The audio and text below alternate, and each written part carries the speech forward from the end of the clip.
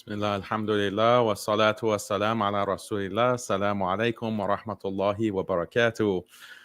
How's everyone doing? Here we are with a post-debate commentary, reaction, analysis, inshallah.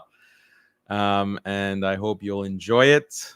This is a debate that happened a couple of weeks ago, and it was an insane debate. Absolutely insane, wild debate with a lot of different issues. And I can honestly say that this was, very unique in terms of the issues that came up. Like, I never realized that you could have a debate where you are doxxed and your family is doxxed in the middle of the debate. So, this is a debate that I had as a part of a two-part debate. We had the first debate with this Harvard academic, quote unquote academic. You'll see, the level of his academic knowledge in that debate. And that was almost 7-hour debate. Or was it more than 7 hours? It was very long. And the whole point of that was traditionalism versus reformism or modernism. And, that debate went pretty well, alhamdulillah, for me.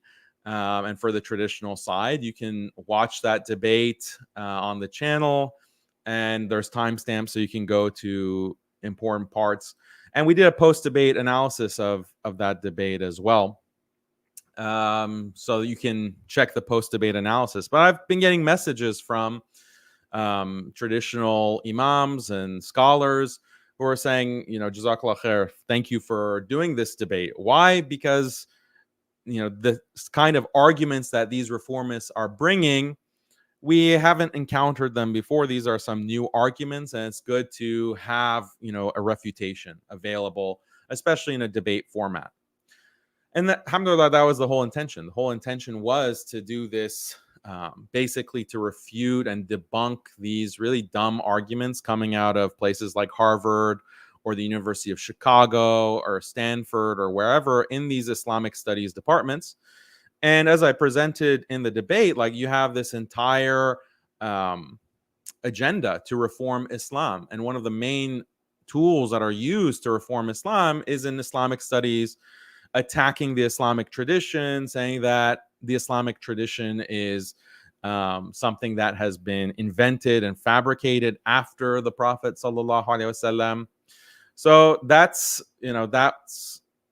their claim, and that debate is just an overall debunking of the reformist claim. So I'm not going to rehash that debate, but what's interesting is what happened following that first debate.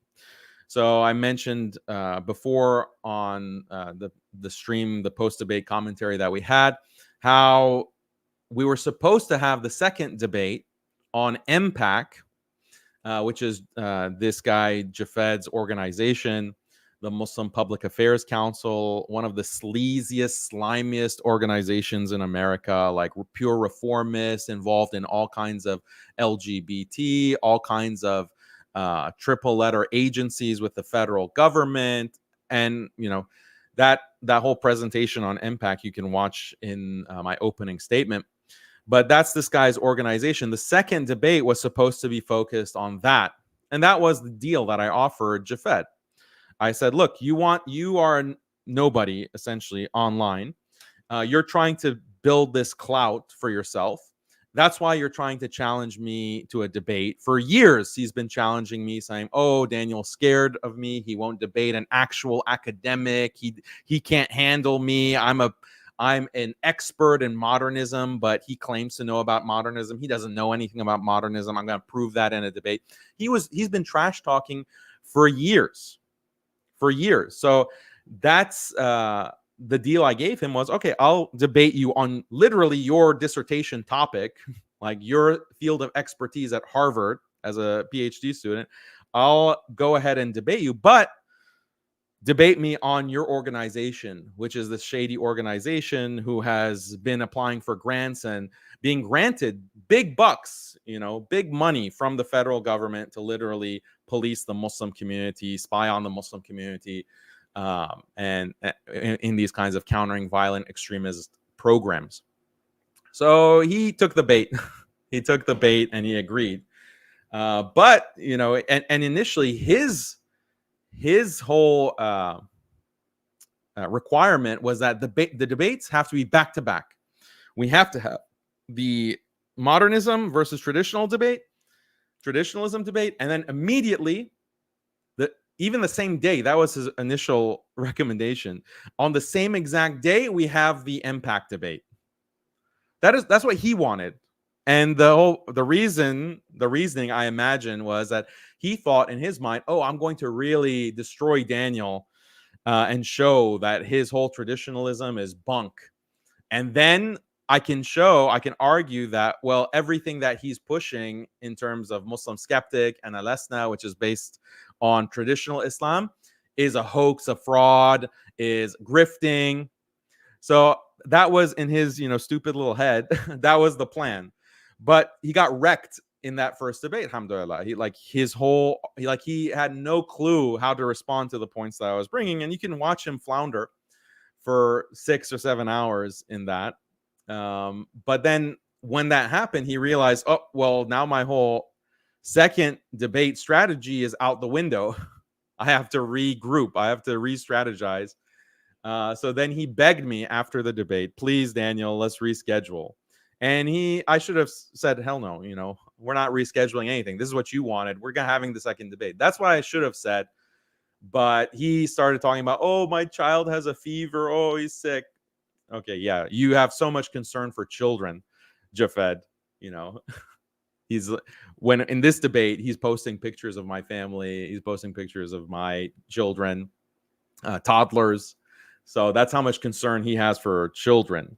And he claims to be a doctor. If you're a doctor, a fever is not something that you have to cancel your plans like that. Something that you've scheduled for months in advance, you have to reschedule because your child has a low-grade fever, in his words. So it seemed to be a complete excuse. He wanted 2 weeks.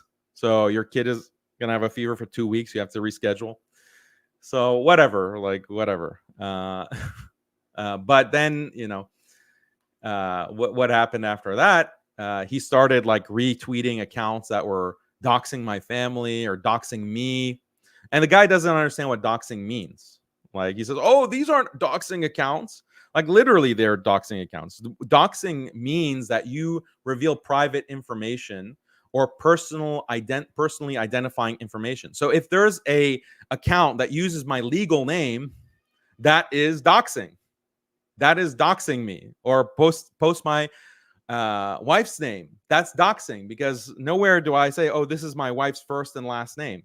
So there are accounts that will post our personal information, not only our names, but also family pictures. Oh, that's not doxing. That's not doxing. This is all publicly available information. Yeah, there's plenty of information that's publicly available if you scour the internet and you go and try to find social media, and you go you can do this right now. Google your own legal name and see what kind of information comes up about you. You might be shocked. You might be shocked to see your address. You might be shocked to see your phone number, your cell phone number, your email address. Go ahead as an exercise and Google your own name and see what comes up. And then what if someone takes that information that comes up on these data mining sites? Basically, these are data mining sites, because every time that you, for example, put in your information online, they can sell that information, and they often do. Just random websites. You want to buy a plane ticket, you want to buy a train ticket or a bus ticket, you want to apply for something, you put your information online, they can sell that information, and then these mining sites collect that and they post it online. So imagine I go and I find your, phone number, your address, or I find out, oh, this is your dad's name, this is your mom's name, this is your son's name, this is your sister's name. And I post that and I say, oh, this is publicly information. I'm not doxing you. This is public. So imagine the kind of sleaze bag that you have to be to do that. And then play innocent. Oh, this is not doxing. This is not doxing. So these are the sites that he was following multiple of these accounts.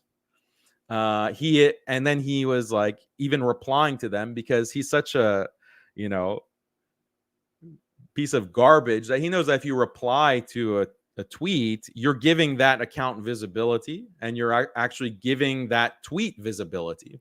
So he's like replying to all of these doxing accounts. He's following them. And these accounts are actually fans of Jafed. They're like cheering on for Jafed. So they might be Hindus. They might be other Mortads like Jafed. They might be Feds. Like they're probably bootlickers, a lot of them, these Medkhali bootlickers or these electronic flies out of, you know, these Gulf countries. So it could be any number of people who are attacking me constantly, and they're big fans of Jafed. So I wonder why. But yeah, this is the context of the debate, and you can see, and people were saying that they lost a lot of respect for Jafed in this debate because, you know, what my presentation in both of these debates was on ideas, critiquing ideas, looking at history, looking at policy, like actually citing different government policies, looking at the colonial history, looking at the evolution of liberal discourse against Islam. Like those are the things that I wanted to debate. Even in this debate on MPAC, I looked at the history of MPAC and their policies, what they've supported over time, their actual funding sources, all of the things that I'm not the first one to bring this up. Many critics of MPAC have brought this material up because they're like this sleazy organization that is attacking Islam and has been attacked by is attacking the Muslim community, and that's why they've been banned from masajid in the cities that they operate in. Like in Los Angeles, MPAC is not allowed to speak at many masajid. Why? Because they don't want this kind of Fed-tied organization fundraising and collecting zakat to pay the likes of Jafed. So what also happened that was interesting is after this, that first debate, and Jafed got this postponement of the debate, he announces, "Oh, I'm stepping down from MPAC. I'm stepping down from the organization." So this is like also a sleazy move. If he wasn't fired, there's a big possibility that MPAC actually kicked him out. Because it's very strange that you join an organization and he's so happy, like, "Oh, I'm part of MPAC," and he goes and speaks at their conference, and you know, he has this kind of feather in his cap that he's a director at MPAC. So he gets that position in October 2022, and just 8 months later, 9 months later, you announce, "Oh, I have to focus on my PhD." So it's very likely that they canned him. They like kicked him out. And the reason for that is MPAC is pretty liberal, but they're funded by a lot of kind of these more liberal Arabs, Egyptians, and mostly Arab nationality in the US who are more liberal, but they're not this extreme like Jafed. Like they're liberals, but they won't say something like, "Oh, hadith are fake." Like most hadith are just fabrications. Or the Prophet sallallahu alaihi wasallam is like a senator. This idea of the Prophet sallallahu alaihi wasallam as a prophet, that only came later. That's like way too extreme for even these like Arab nationalists or these secular type Arabs. So I think they were shocked. Like they got a lot of heat. Like MPAC is getting a lot of heat for having this guy represent them. So they had to can him, basically. Like this is not the type of reformism. Like this is way too far. So the boomers who are writing the big checks to MPAC are not going to be happy with this clown going around in public and saying that, yeah, hadith are fake. That's like too far for even these liberal Arabs. So that's a big possibility that it wasn't his choice to leave MPAC. Another possibility is that he did leave. Like maybe he realized, "Oh, I can't defend this organization in the debate, so I'm going to just bounce. I'm better off without them." I doubt that. I doubt that. I think he goes back to nobody status. Because when you are part of this national organization, MPAC, they're sleazy, they're disgusting. They've done all these kinds of uh, shady things with the federal government, but they have clout. They have clout within the U.S.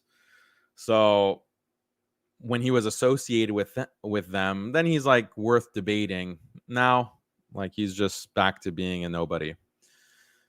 So yeah, that's more of the background. People lost respect for Jafed. People who are more sympathetic and thinking, "Wow, this guy, he brings some good ideas.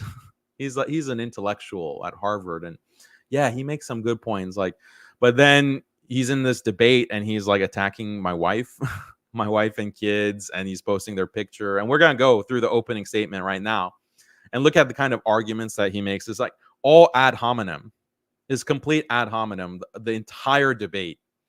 And where are the ideas, where are the criticisms of the ideas, the like, okay, why don't you show what is the impact of Muslim skeptic or Alasna Institute, like what is really the problem? He couldn't do that because he lost the debate on traditionalism versus reformism. So he can appeal to those talking points like, oh, the historical critical method shows that traditionalism is completely bunk. Like he failed to show that in the first debate, so he can't really use that argument. Instead, he's just, oh, Alesna Institute is, charging money for their homeschool program, and that's somehow a problem. So it was embarrassing. You would think that someone who claims to be an academic would have academic arguments, but all he did was just he scraped all of these kinds of Medkhali bootlicker accounts, these doxing accounts. He scraped them and he brought those kinds of that kind of material in his presentation in the debate. Like, at least bring something original. At least do your own research. You're too lazy to even like do your own research. You have to scrape Twitter for your arguments. So yeah, so that's the background setup for this whole debate, this second debate. The other point that I want to make is that this is what happens when you debate Mortads. This is what happens. They go crazy. They become extremely angry. They become extremely upset when they lose the debate, when they lose these kinds of debates. It just enrages them. And some of them seem to have like a psychological breakdown. We know that some of them literally they had a breakdown, like an anxiety attack on their own streams. And the one example is Ridvan Apus, but there are other examples too that are not as obvious. Like there was this ex-Muslim that I debate on hijab, this bimbo, and she also like broke down in one of the live streams. She had to like turn off her camera because she was like crying or something, discussing the debate. But yeah, and that person, like that sleazebag, asked for my address in the actual Q&A of this second debate. Like she came up and said, I would pay money for Daniel's address. Like, so this is like threatening to dox and intimidate me by getting my address. Like, what are you gonna hire a hitman or something? Like you were burned that bad in that debate, like you were humiliated that bad that you have to like come to my house or send someone to my house. So these people have a mental breakdown. And what we saw from Jafed in this second debate was like 4 hours of a mental breakdown. Like that's if I had like a follow-up debate with these other Mortads, it would be the same as Jafed, like just attacking me ad hominem, like just this emotional vomit. Like they're so angry that they got curb stomped in a debate that they want to just emotionally react by getting back at me by like, doing this kind of doxing or ad hominem for an hour or two. So we got a taste, really. This is how any debate, like any follow-up debate, especially with Mortads, but probably with some of these other groups as well. Some of these Christian apologists as well, probably. This is how they react, is just emotional pain and suffering. They've been traumatized, so they lash out. This is like, you can psychoanalyze them in the way that they respond. And so we got 4 hours of Jafed like having this meltdown. And it was like a self-own, like, how can you live this down? And I said that in my closing statement, which will play. Like, this is really um you kind of destroy your credibility as an academic. Like, how is he going to apply for any job? Like, if he wants to be an academic, for example, he wants to, if he completes his PhD, if he completes it, because who knows, like, if his committee gets hold of like these kinds of antics, like, is that going to help him get a PhD? That's to be determined. But let's assume that he gets his PhD. He's going to apply where? Apply to whatever college to get some kind of tenure track position. You think they're not going to find this online? Like, any kind of keyword search on a search engine, he has to like legally change his name. That's probably his best option at this point, because any kind of keyword search on his name is going to pull up this debate, and they're going to be very interested to see what he says in this, a cumulative of 10 hours of debate. So he's basically like destroyed his chances of being an academic. It's hard enough. It's hard enough already to get a position in academia as a professor. But if there's an option between this guy and some, strong, independent woman PhD, like, what are his chances? Even without, the kind of diversity hiring practices that exist already within academia. But that's a separate story. By the way, I'm looking at the chat, so feel free to comment.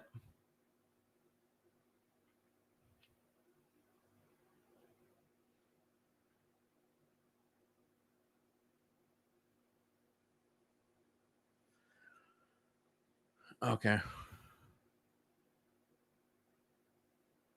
Yeah, Jazakallah khair, guys. Appreciate you.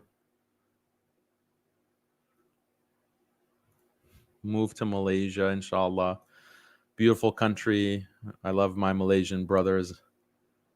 For the sake of Allah. When is the new Genius of Islam coming? Soon, inshallah. Working on it.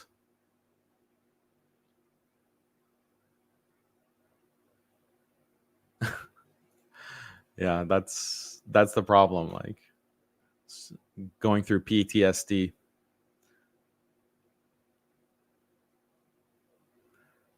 Yeah, Jazakallah khair, everyone, for your commentary. Okay, so let's move on now to the actual opening statement that he presented. And I won't focus on my opening statement, because you can watch that.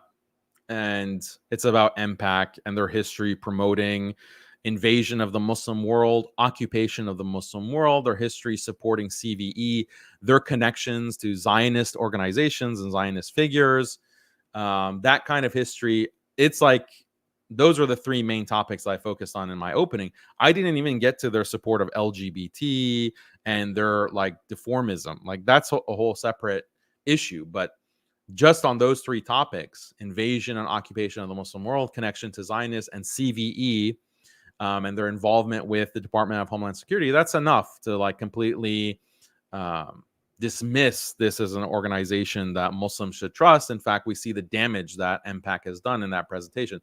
So for this post-debate analysis, if you want to know more about MPAC, go check that part of the debate out. I'll also try to get that as a clip, like the opening just on MPAC. It's a standalone 15 minutes that we can have on the channel for anyone who is interested, because people really need to know about MPAC, and so that you don't trust like these snakes.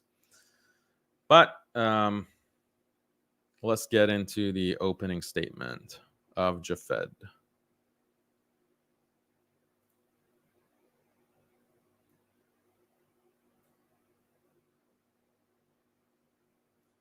Yeah, exactly. They're so blatant. They're very blatant. That's the thing. They have no shame. And that's why it's crazy when you have someone who claims to be like, that's the thing about Jafed. He claims to be, he is anti-Zionism and he is anti-colonialism. These are his claims when he literally promotes one of the biggest colonial native informants ever with Sir Syed Ahmed Khan. But he's supposedly anti-colonial, and he works for this organization connected to the federal government that's, you know, trying to get money from the federal government to spy on Muslims. So that's the whole contradiction, and that's what he didn't want to have to defend in this debate. So he made it all about attacking my wife and kids. So let's watch this.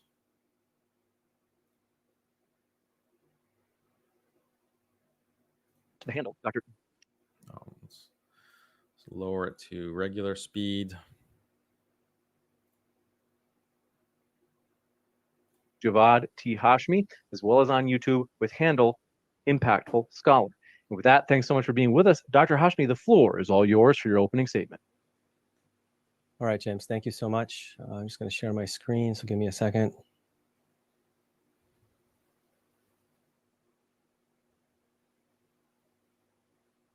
Okay, and if you could give me a 2-minute warning, please. All right, I'm ready to begin. Let me know if I can begin. You bet. 2 seconds. Just 2 seconds. Just adapting the screen. It shifted on me. And thanks very much. We're ready for you. Okay, great. Thank you so much. The first thing I want to say is that I did not want to have this debate. I wanted to have the intellectual discussion that we had 2 weeks ago.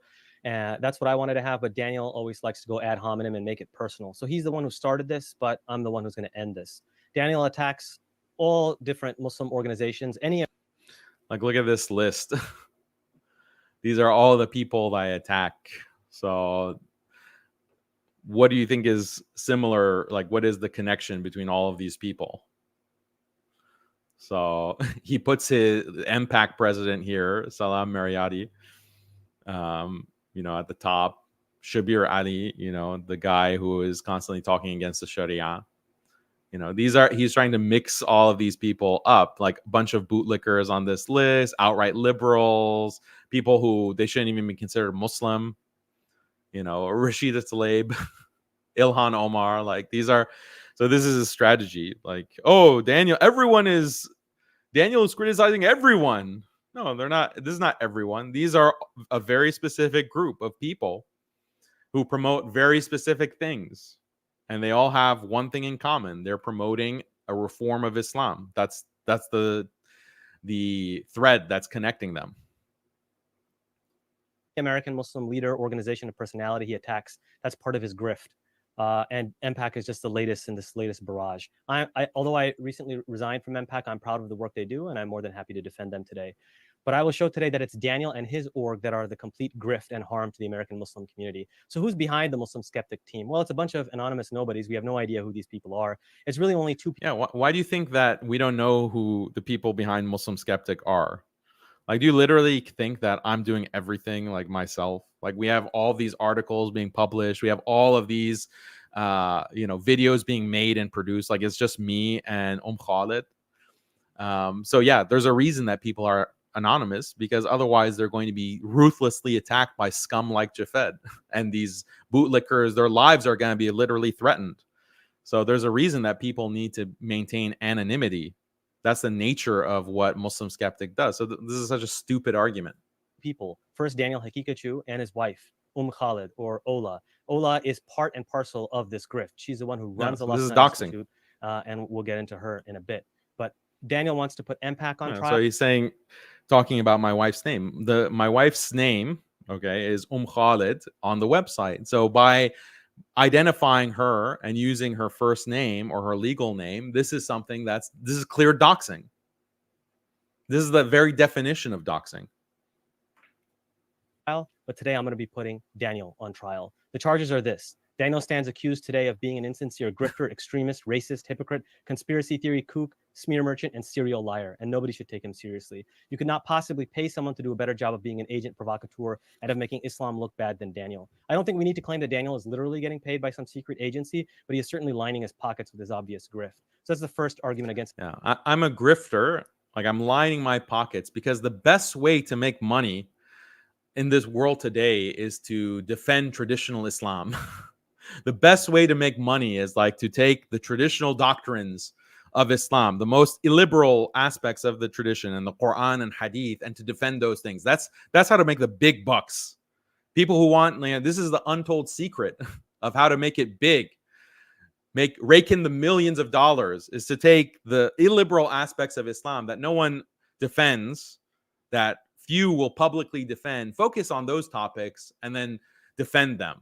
Things like minor marriage, things like jihad, things like slavery. Like, these are the things that if you really want to make the money, you got to go out and defend these things. That'll really make you popular. And then also, part of your grift, part of the money-making grift, is go after the popular speakers, the ones that are so loved by people. Go after them and criticize them. That's going to boost your popularity, because everyone loves it when you criticize their beloved imams, like these compassionate imams. That's a real big career booster for you. You're going to make tons of money from that. Yeah, you might get a lot of death threats, and you might be constantly harassed for the rest of your life, and there might be all these bots that are sicked on you morning, noon, and night. But yeah, there's so much money in it. It's like a gold mine. So how does this even make sense? He's an agent provocateur who makes Islam look bad. He himself says that Muslims who make Islam look brutal, that's Fed-like behavior, and that's the behavior that Daniel shows. In his own words, he says those people who just want to talk about Islam and slavery, sex slavery, and wife beating, they're con men. Well, Daniel, that's you. In the last year alone, you've tweeted a defense of sex slavery and child marriage well over 4 dozen times, something that even a reasonable traditionalist would never do. In fact, you make Islam... Yeah, so he hates Islam. He hates Islam as it's taught. He hates the Prophet Muhammad sallallahu alaihi wasallam. He's a murtad. He literally says that the Quran is full of myths and mythology and is not literally true.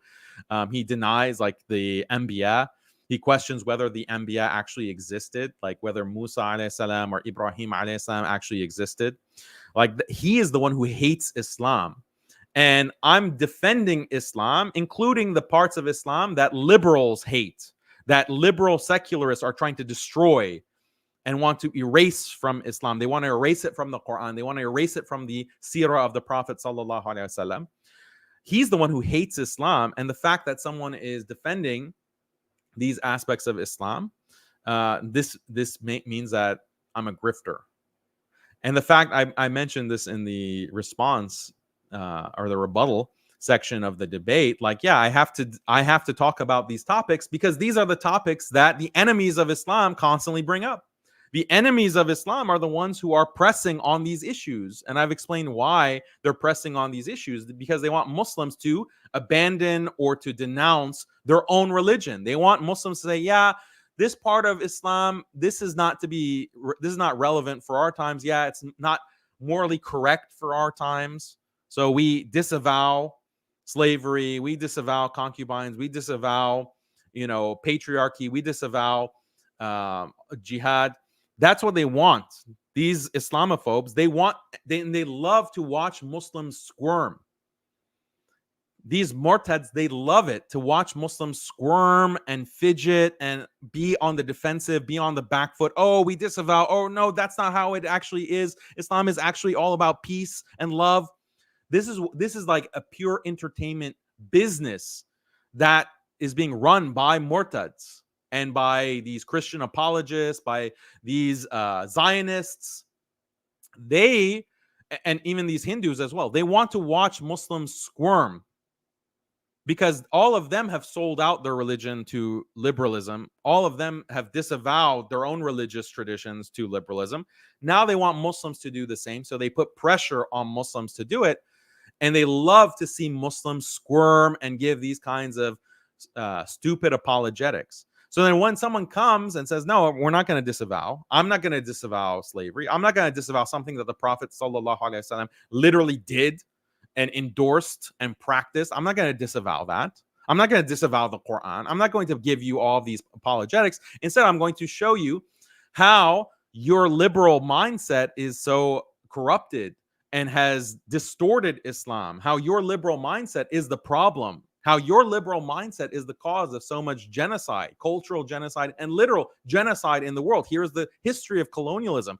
This is the critique of liberalism against not only Islam. This is, you are basically denying all religions, all pre-modern traditions who also practiced these things that you criticize Islam for. So that's what they hate. That's what the Murtads, the Christian apologists, the Zionists, the Hindutva, they hate a Muslim who actually will fail to disavow. And that's why they go crazy. That's why they go insane, like in the post debates, and they have anxiety attacks and they become obsessed. Like they literally dedicate video after video after video to me and to Muslim Skeptic, because that's what that destroys their whole business model. So this is like Jafed's, Jafed wants Muslims to be like him, where you just disavow everything. If a Murtad ex-Muslim says, "Oh, Islam requires 5 daily prayers," that seems to be taking away from individual freedom, and it's coercive. God is going to send you to hell if you refuse to pray. That's very coercive. Someone like Jafed will say, "Oh yeah, well, maybe there's more to understand about this, and maybe prayer isn't even required, really." Or everyone, God will forgive everyone. Doesn't matter if you pray or not. Like, that's the kind of Muslim that the Islamophobes love, the Murtads love, liberal reformist feds like Jafed love. Yeah, Murtads want you to be Murtads.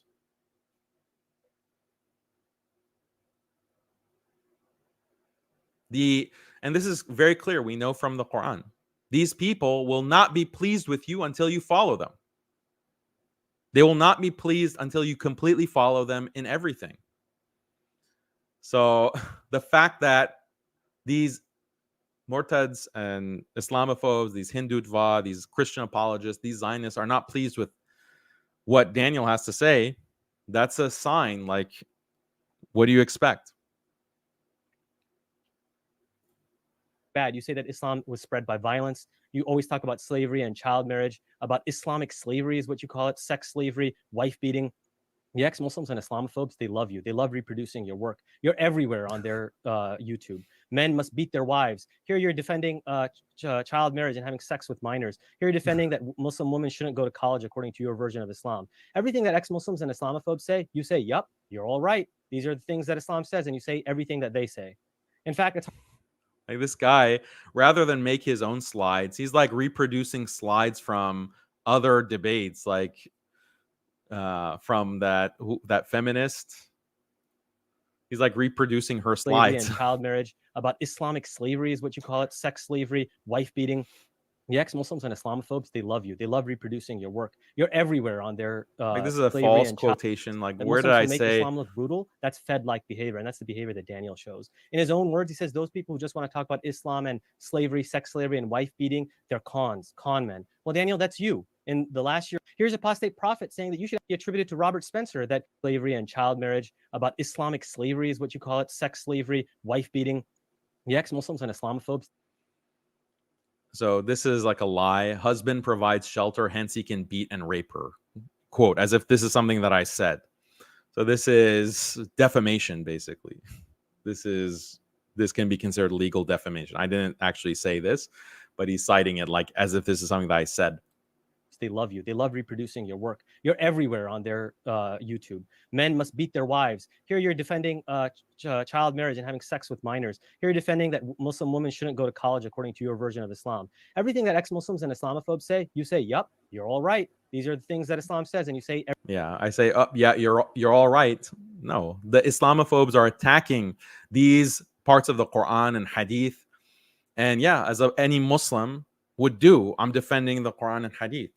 So this is outrageous to them. That's why they're obsessed with me. That's why people like Robert Spencer has written multiple articles about me. That's why all of these Zionists have websites, that write about me all the time, because that's not what you're supposed to do as a Muslim.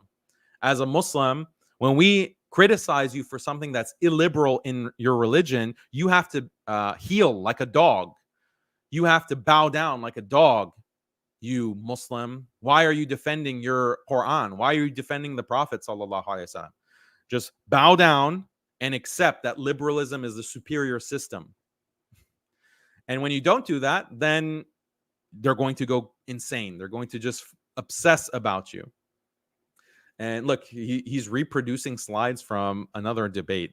So this just shows like it's like a coordinated effort. It's like a group project.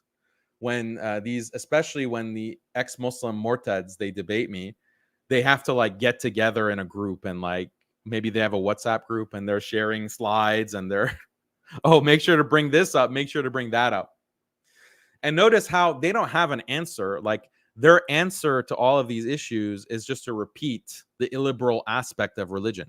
Like, oh, Daniel says minor marriage is okay. They just repeat that. Why don't you address the actual argument that is made? Why don't you actually address the facts that are cited? Why don't you address all of the studies that are brought? They don't do that. They just repeat. Like that's how bankrupt their response is. And Jafed, he doesn't have the intellectual capability to actually critique these ideas. He doesn't have the intellectual ability to understand the problems with liberalism. He's not educated enough to understand that, well, all pre-modern religions have these kinds of aspects. Why do they have these kinds of practices and these kinds of beliefs? Why is that? Mortads, liberal reformers, they don't have the intellectual capacity to actually understand the arguments against liberalism because they're so indoctrinated and they're so far away from any kind of Islamic understanding of the world or any kind of traditional understanding of the world. So they can only just repeat the talking point. Oh my God, you are not going to denounce slavery? Oh my God. You're not going to denounce minor marriage? Oh my God. You're not going to denounce patriarchy? Like that's all. It's just repeat. Like they're on a record. That's the only thing that they can say. That's why they're going crazy. And this is like a good image. Like when he says, oh, Daniel, like all these ex-Muslims, they love Daniel. This is what, this is the image that comes to my mind.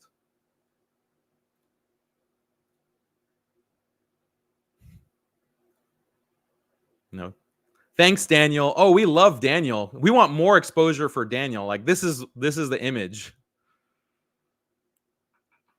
They're really, having anxiety attacks. And they're willing to pay money for my address. Like that's how much they love me. So this is the reality of all the Mortads and Zionists that love Daniel. This is what they love about me.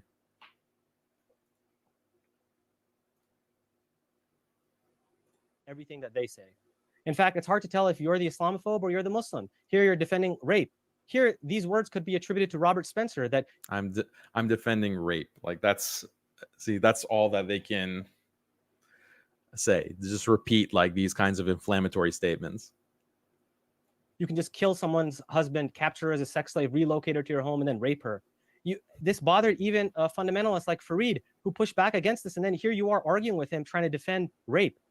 Here's your clip that went viral about how you can have sex with a child, a 5-year-old or a 4-year-old.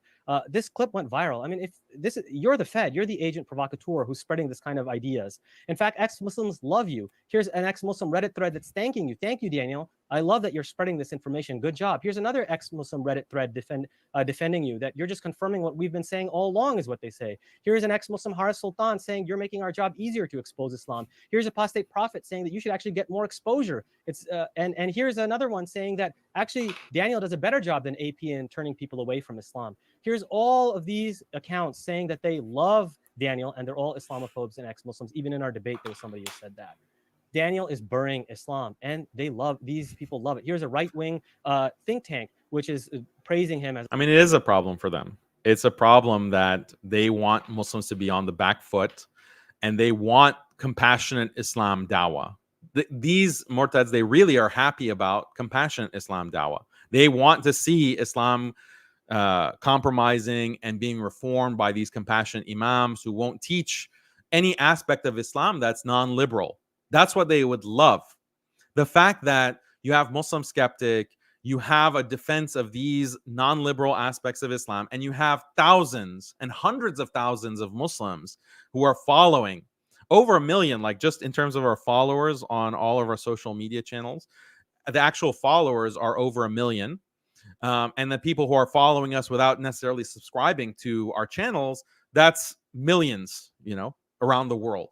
This is like a disaster for the compassionate dawah, the reform Islam dawah. It's a huge disaster, and they're just seething about it constantly. So yeah, people in the chat, I'm looking at your chat. Make sure to like the video. Jazakallah khair.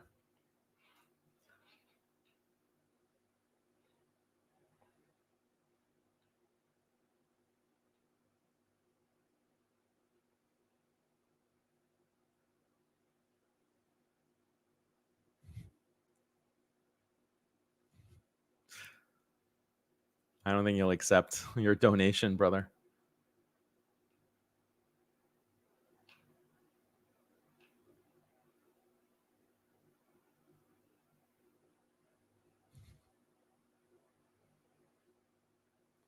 Yeah, if he really thought that Daniel should get more exposure, he should start linking his content in every stream. I mean, he mentions me constantly, so. But the thing is that it's like an obsession, like a sick obsession.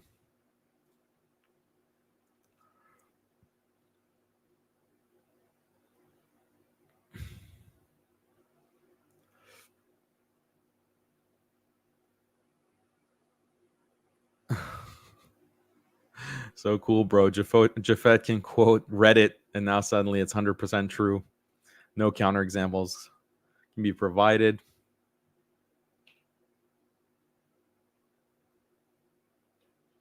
Oh. If people want to contribute super chats, you can do that by going to muslimskeptic.com. And there's a donate tab, and I'll read your super chats, inshallah. I'll post. Here's the link to it.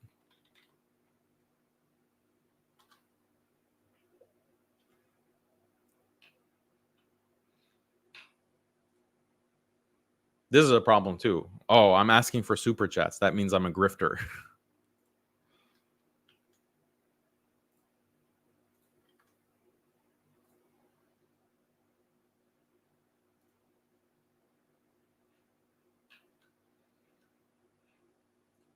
Brother Daniel, how bad is Jafed out of 10? So if 10 is the best,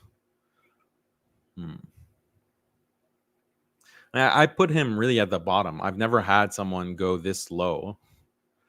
Like when you go this low, you've lost a debate. Like when it's just pure ad hominem, then you've like utterly lost the debate. And you look really bad even to your own side. Like the only people that can really appreciate what Jafet is presenting here are people who already have like this insane hatred and obsession for me. So those people would agree with Jafed and disagree with me regardless. Like there are people who will say that, oh, we hope that Jafed wins. These are people who think that Jafed is a murtad. Like this is the level of hatred from compassionate imams or these quote unquote traditionalists. Oh, I'm a traditional imam. I'm a traditional scholar. And they'll say, I hope Jafed wins. Or when I debate a Christian, they say, I hope the Christian wins. Like that's the amount of hatred that they have for me. They would prefer like a murtad or a non-Muslim to beat me in a debate. So it's kind of shocking. I don't know what it is that inspires this hatred, but I have an idea. I have an idea. When you're indoctrinated by liberalism, then you can't stand your gods being smashed. That's the problem. Yeah, we'll go through like, did he make any arguments other than personal insults? You can judge for yourself. I'm going to play the entire opening statement.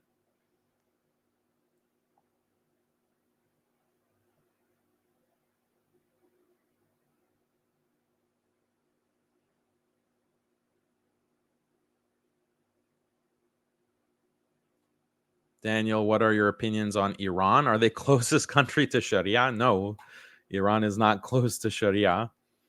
So, yeah, this is Iran's government is Shia. So, they're not close to the Sharia at all.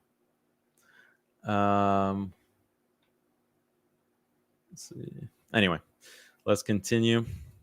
As a scholar of Islam. And here's Jihad Watch Robert Spencer saying that at least Daniel is honest, unlike so many other Islamic apologists in the West. So why does Daniel take all of these extreme and outlandish positions? It's the grift, it's the money. Here we see that he's making a lot of money off his YouTube, probably a six.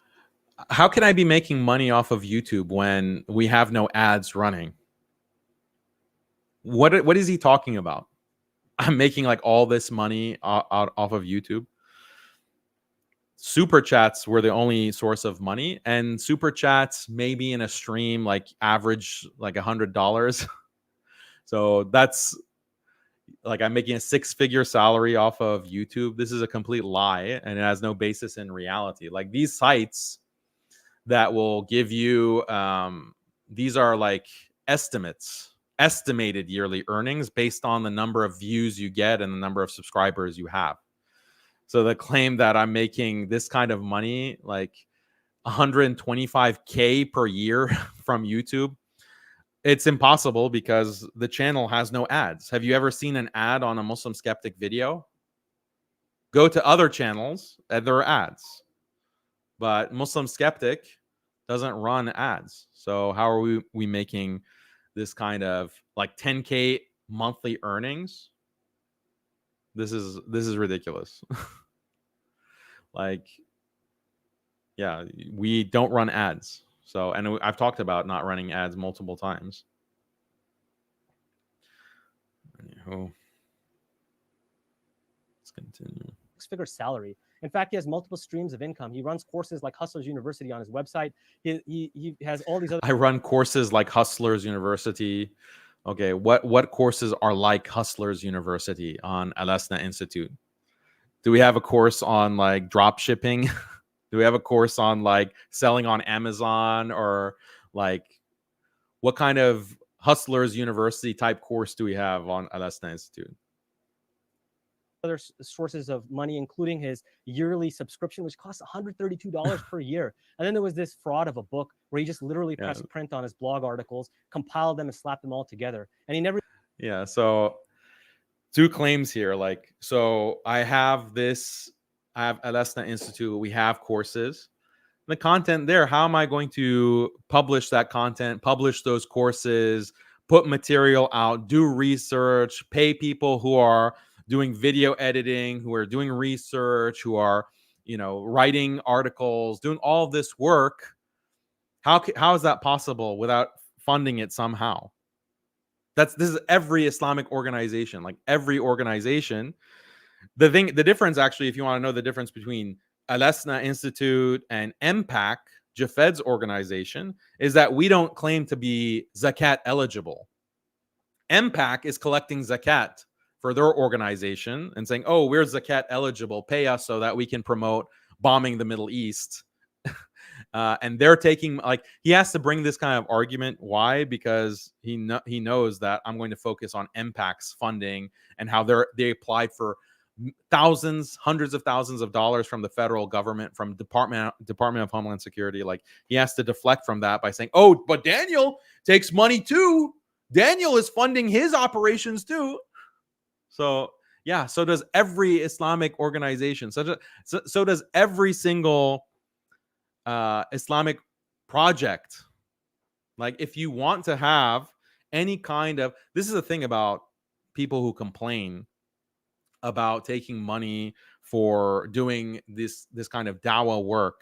They're the same people will say that, oh, why do Christians have all of these channels and all of these well-produced videos, and they're putting out publications, and they're, doing radio programs, and they have even entire TV channels dedicated to Christianity, promoting evangelical Christianity? Why do the Zionists have all of these operations against Muslims and against Islam? Why do the liberals, like these liberal reformers, have all of these channels and operations and on?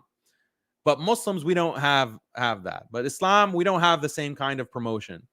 Well, gee, don't you think it has something to do with funding? Don't you think it has something to do with backing, like funding and backing by donors who can promote a traditional Islam, promote traditional Islamic message, traditional Islamic values? Don't you think that that is the reason? How do you think they get these kinds of very well produced TV shows or YouTube channels or infographics or websites, high tech websites, all of these kinds of operations that these enemies of Islam are running? You think that's all for free? And then you have the audacity to complain about the lack of Muslims having an alternative or something that's equivalent to that. But you also don't want Muslims, you want everything to be done on a volunteer basis. Anyone who has actually tried to do anything worthwhile online or just in terms of dawah in general knows that you need funding, because even if you as a person, like you leading it, are not taking any money, you're not taking any salary, like you're willing to like live without a wife and kids, and you just want to live like on a mattress in a homeless shelter because you literally will not take any kind of salary, then what about the people who work for you? What about the people who are like the web developer? What about the people who are doing the research? What about the people who are making the graphics and editing the videos and all of that? Or the photographers, the cameraman? Like all of those people need to also be homeless? I don't understand. I don't understand this logic. And Islamically, it's known that this is permissible. Like this is the basis for all of these organizations. Now, I'm not saying collecting zakat, because I don't think that's permissible. You take zakat money for your dawah, I don't think that's acceptable. Or for your research institute, like you're taking zakat. No, that's completely unacceptable. But if someone is willing to contribute charity, why not? Why not? They want to see the dawah improve and expand, especially if it's being done in this traditional way, in a way that is defending traditional Islam, in a way that's defending the Quran and Sunnah. What's the problem with that? Instead, you have like bootlickers, these madkhalis that are funded literally by governments. They're being funded literally by governments. But the alternative, no, we have to be homeless, basically. Or you have to like have another full-time job in order to support yourself. And then after finishing 8 or 10 hours of work, then you start doing the research that you need to do, the studying that you need to do in order to defend Islam. Like that's the model. Basically, Islamic dawah is a part-time job after, you get done with your full-time job, working whatever. Work in IT 8 or 10 hours a day, and then when you come home and you take care of your family, then spend 2 hours trying to come up with a response to the Islamophobe who is being paid 6-figure salary, full-time job to attack Islam with the entire research institute, like literally RAND, like the government's think tank. Go against RAND, the US government's multi-million-dollar funded think tank that has thousands of PhDs working for them, all of these paid researchers working for them. Go against RAND, but you have to do it as a side hustle. You have to do it as a side gig for a couple of hours, maybe 3 hours after you're done with your other job to live and pay your rent.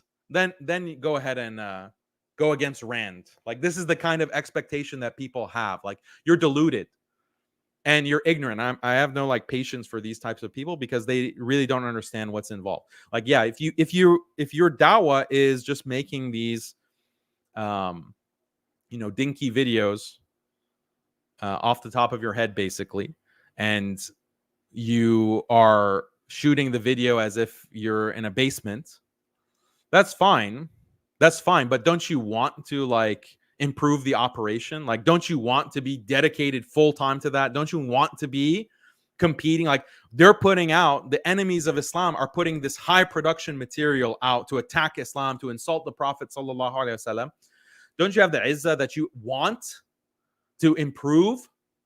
I started in a basement, quote unquote. I started with this low quality camera and just making a video after work, after I get done with my 10-hour job, exhausted, okay, let me put out a video. That's how I started. But that's not my goal. My goal is to have like a research institute, to have this operation that is bringing the best quality research, the best quality production to match and beat the enemies of Islam. That's what I want. That's what I want. I want to work with a team. I want to have a team of researchers, PhD researchers, that we work together to defend Islam and bring the best arguments instead of like regurgitating like the same compassionate Imam talking points. Like, that's what I want for the dawah. But according to some of these bootlickers or some of these liberal reformists or some of these confused, no. The only people who can have like a major dawah operation with professional graphics, professional video, only the liberals can have that. Only the liberals and the reformists, or those who are being backed by secular tyrants overseas, only they can have a well-produced. Only an organization like MPAC can be making money. You don't see actually these bootlickers criticizing MPAC or criticizing like these liberal organizations. No, it's Muslim Skeptic that has 1% of their budget that is a problem. Yeah, they want us to depend on them, and they want us to depend on government money. Yeah, because you have to sell out. You have to sell out and promote liberal Islam and promote feminism and promote secularism and promote interfaith acceptability and tolerance to get the money. But if you're independently funded and Muslims are saying, yeah, we're tired of this reform Islam, this fake traditionalism, this compassionate nonsense, we're going to fund something else, this is a danger to them. This is a danger to their monopoly. So this is worth understanding. This is worth understanding that funding is really important. If you want traditional Islam to be defended and supported, you want Islam to be defended against these constant liberal attacks, then it requires funding. You don't like me? Okay, don't fund Muslim Skeptic. Don't contribute to Muslim Skeptic. No problem. Fund someone else that's doing a better job. Go ahead. But that'll make me happy. I want you to fund a legitimate organization that is going to defend traditional Islam and is not going to be bootlicking or selling out or bending the knee to liberalism, to reformism. If you find an organization like that who's putting out material, then please fund them. You'll make me really happy, because that means our cause is getting support one way or another. It doesn't have to be through Muslim Skeptic. There are plenty of other organizations that you could find and see if they're doing it, the work like Muslim Skeptic is doing it, and fund them. And the thing about that's not like I'm offering courses, yeah, because that's a way that if you want like more organized material, a curriculum, follow the courses, have assignments, like more of that kind of format, that's your choice. You can pay for that if that's what you want. It's like a very simple offering. And whoever doesn't want that, you can't afford a course like 132. That's not expensive compared to the other options that are there for these kinds of courses. You can do that comparison. We try to make our material as cheap as possible. Some of our courses require dozens or hundreds of hours to produce. So, yeah, we offer it. If you don't want to pay for it, then all the material on Muslim Skeptic is free. Alhamdulillah. So, let's continue. Oh, yeah, and then the book. Yeah, what's wrong with the book is articles that I've published before. Yeah. So what? He's supposedly an academic. How many books, academic books, are? So many academic books are just a compilation of articles that have been previously published. Now, so what?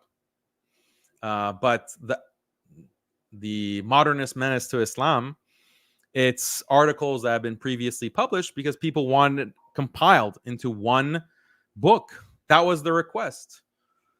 And so I said, sure, okay, here are the best articles that people have really enjoyed. Here it is in one cover. And I make literally $0 from the book. Yeah, make $0 from the book. Because I wanted to keep the book as cheap as possible, so they would sell it as much as possible, the publisher. Yeah. So what's the problem with that? I don't get the argument. Another thing is that Muslims, Alesna courses, by the way, we offer tons of financial aid. We have a lot of students that don't pay anything. That's an important point to make. A lot of students at Alesna, they don't pay anything. They're just on scholarship, or it's heavily discounted. And inshallah, one of the things that we're trying to implement is regional pricing. So people who are in a different part of the world, they can't afford that price. They can pay something that's more affordable for their locality. That's a feature that's coming, inshallah. I'm trying to work with developers to make that happen. So just FYI. This was a disgusting cash grab. Noor's notes. I think this is like a Murtad lady. Like, she insults Islam in some of her material. Maybe. Don't quote me on that. Go check. But yeah, this was a disgusting cash grab. Like, anyone who's published a book knows that if you don't get rich off of a book. And then for me, where I'm literally getting nothing from the book, and you can find the book very easily online, the PDF. Anyone who is inclined to read the book, they can find it easily online. It's a disgusting cash grab. I'm stuffing my pockets with all of the $100 bills from the book sales that are coming. Subhanallah. Even told his audience that that's what he did. As one reviewer said, this was a scam, a disgusting cash grab. In fact, he's so good at monetizing himself that he's featured on Alpha Muslim as an example of somebody who did a really good job, a Muslim content creator, about making money. It's funny that Daniel has these accountability reports on his Muslim Skeptic site where he looks into the finances. For example, he's looking at the finances of Yaqeen Institute. But Daniel, you should release the financial records for both Muslim Skeptic and Al-Lasna Institute. You should be held publicly accountable, right? Why is Al-Lasna, your unaccredited homeschooling program, run as a for-profit business? And why not? Like, what is the problem with that? Like, go and look up the homeschool curriculums that are on sale. Like, you have Christians who sell homeschool curricula. You have Jews who run homeschool curricula, and they sell them for thousands of dollars. Like, these curricula that are sold for thousands, literally thousands of dollars. And you have to like order all the books for homeschooling, or even secular homeschooling curricula. They're very expensive because these are alternatives to private schools. So there are big bucks involved with homeschooling. We offer the cheapest possible homeschooling. Like, it's compared to other homeschooling operations, it's extremely cheap. So you can do that cost comparison analysis. But hundreds of hours are going to produce these curricula. How should we pay for that kind of work? So obviously it's monetized. How is monetizing something a problem? And yeah, when it comes to other organizations, like their finances, like MPAC, when you're getting money literally from the government, or you're applying for grants from the government, yeah, people should know that. The thing is that information is part of your filing. It's part of the federal filing. Or like if you're a nonprofit, you get all kinds of benefits from the federal government. So part of having that nonprofit status requires you to file your budget and your revenue. So that's public information that any nonprofit organization has. So if you want to know about Muslim Skeptic finances or Al-Lasna finances, I'll give you, a clue. It's not even 1% of what some of these organizations are pulling in terms of their finances. Okay. So yeah, Muslim Skeptic we'll publicize all of our accounts and our finances as soon as all of these other compassionate organizations and imams, when they publish theirs, we'll be right there with them, and then you can compare and see who's grifting or who's not grifting. How about that? Okay, let's see, you know, let's full transparency for everyone. Put out all of your material, and having a nonprofit status like that, how is that more legitimate actually, like, than not having the nonprofit status? So the thing about nonprofit status, and I explained this in the debate, is that you have to have a public filing of everyone that you pay in your organization with their legal names, because this is for tax purposes. This creates a huge doxing problem for anyone associated with Muslim Skeptic. So this is why we cannot have the benefit and the advantage of a nonprofit status, because you get tax benefits. We don't have those tax benefits because we're going against liberalism. And you have many organizations in the United States, Muslim organizations, and in Canada, they will refuse to criticize liberalism. They refuse to go against LGBT. They refuse to go against feminism because they're worried about losing their nonprofit status.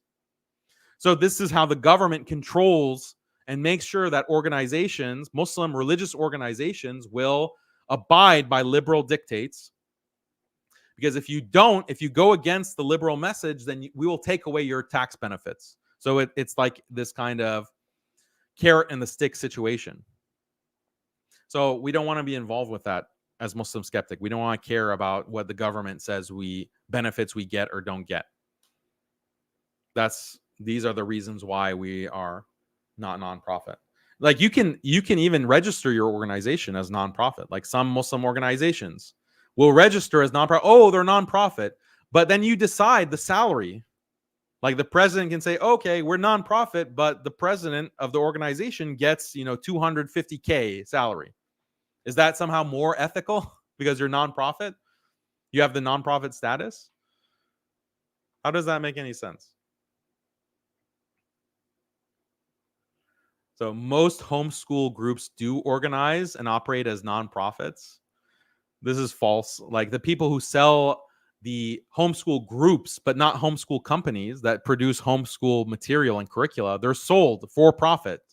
They don't have to have nonprofit status means that you do like a public service. Like that has to be a component of, according to US law at least. So a masjid can be nonprofit because the masjid is open to people to come in and use the masjid.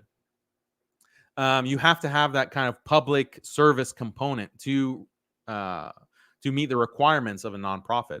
But if you just have a company that's selling material, selling curricula, that doesn't make you're not eligible to be a nonprofit. You can't just be a pure business by selling. Like you have to have okay, if your homeschooling also involves like going and doing free public lectures like at the public library about the benefits of homeschooling, then maybe you could make a case that you are doing a public service, but you just better hope the IRS doesn't audit you and accuse you of fraud. So this is nonsense. Homeschool groups, but this is the equivocation. It's homeschool companies that produce curricula and sell that. They're not nonprofits. They wouldn't qualify. And you might even be violating the law. So we can actually violating track the your law. grift, and that's why I wanted to see the finances, but we can track it actually. From 2015 to the present, you've shifted dramatically, becoming more and more extreme. Why is that? It's because of the money, obviously. In fact, recently you became famous for attacking the money. Like being more extreme brings you all kinds of riches and wealth. It's the hidden gold mine. Becoming more extreme, becoming less liberal over time, and shedding any remnants of liberalism that makes you more profitable. Navigating Differences, a document that came out by some American Muslim imams on the issue of LGBTQ, and you criticized them on 3 points. But the reality is that you yourself in 2019, you put out the first version of Navigating Differences. You called it Tough Conversations. And in that, you literally said all 3 points. You said gay rights can be defended as human rights. You said Muslims ought to defend LGBTQ people. Yeah. You even celebrated that we have stalwart allies amongst our LGBT neighbors. Back then, you were saying that it's inappropriate to call gay people Qom Lut. And you said, don't make fun of gay people.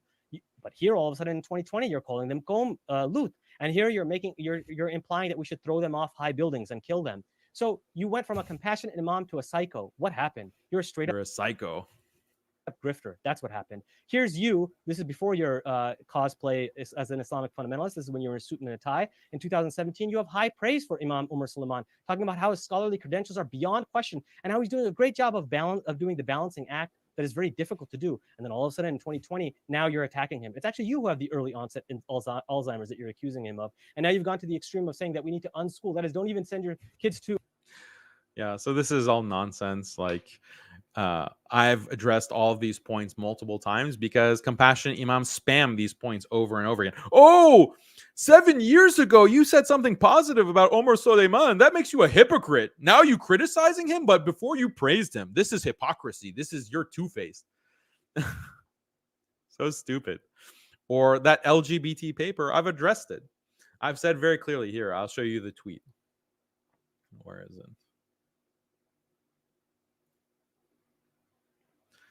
So I've addressed this paper. So look, I wrote a paper over 7 years ago in 2016 that has a soft tone on Muslims who have homosexual desires but struggle against them because they accept that acting on such desires is haram. So this paper, okay, so now trolls take selective screenshots from the paper and claim, see, Daniel's a hypocrite for criticizing compassionate imams. So sorry, nice try, but there's no equivalence here. My 2016 paper, despite having a soft tone on religious Muslims with homosexual desires, is all about how Muslims cannot support LGBT rights and cannot support these anti-discrimination policies that are being pushed. So the paper is completely against LGBT rights. This is an example of me being, inconsistent. So at the conference where I presented this paper, I explained how Muslims should oppose LGBT rights by protesting new laws and policies. I've been consistently defending this same position for years. How is this equivalent to the Dawah Mafia? First of all, the main problem with the Dawah Mafia is not their tone, it's their actual positions. To this day, the Dawah Mafia says Muslims should respect LGBT constitutional rights and even affirm and advocate them. They've been preaching this stance since as far back as 2012. I've never advocated that and have been opposing it for nearly a decade. Yet we have yet to hear a clear-cut statement from the Dawah Mafia that Muslims should actually oppose these rights. So there's no equivalence here, not even close. Furthermore, I've multiple times admitted that my prior soft tone on this issue on LGBT, as expressed in articles and essays from over 7 years, was incorrect. So I've admitted this multiple times, said I made a mistake. I was influenced by people who wanted a more compassionate tone. That was incorrect of me, and I corrected it. The correct approach and tone is found in over 100 articles, hundreds of articles and videos that I've published on the topic ever since in the past 7 years. So I have no problem admitting I was wrong, clarifying and correcting. That's my responsibility. So why can't others do the same instead of doubling down? So that's the tweet that I've made back earlier in the year. I've had other tweets and posts making the same statement. This is not a gotcha. This is not Daniel exposed. So, and then his problem here with unschooling, like Daniel advocates unschooling. Oh, this is extremism. This is extreme. So.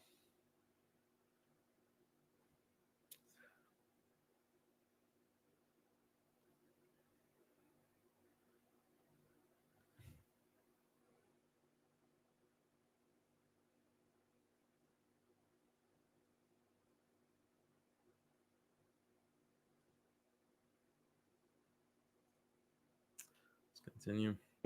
Public school, or forget that, private school, or even homeschool. You don't need to educate your kids at all. These are extreme positions because you have no accountability at all. All you do is attack other Muslims. You even make fun of Muslim girls who want to go to school. Like here you are making fun of girls who just want to get an education.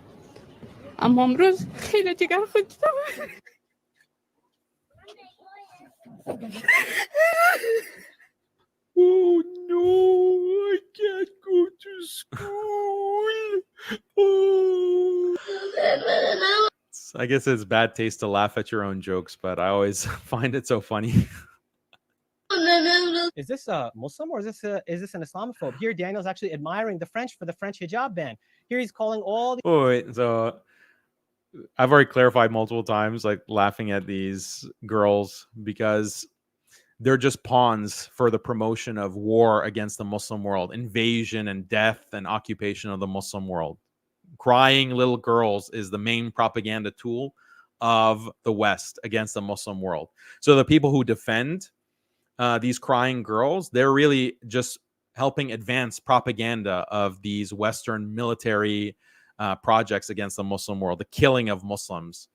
So look at it in those terms. And this is really on script for Jafed because his organization, MPAC, has been promoting all kinds of invasion of the Muslim world, including Afghanistan, including the extended occupation of Afghanistan. MPAC is on record, like defending that and promoting that. So, of course, MPAC is all about, oh, these poor crying Afghan girls. Oh, they're so sad. We better go and bomb Afghanistan. We better go and occupy that country and turn it into rubble.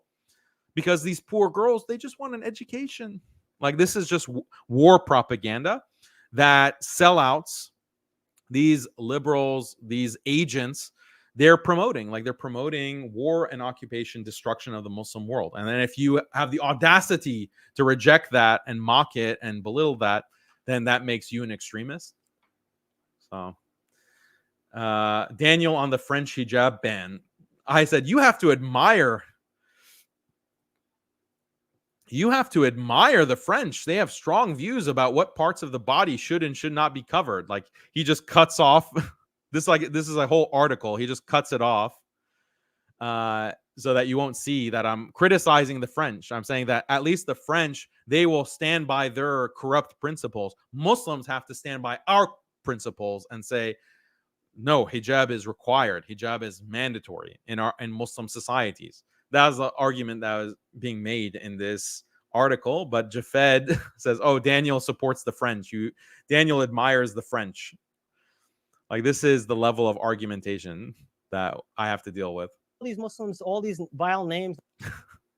All the vile names that I have for people. Like, these are pretty good. I mean, these are, look at all the bootlickers he has on this list.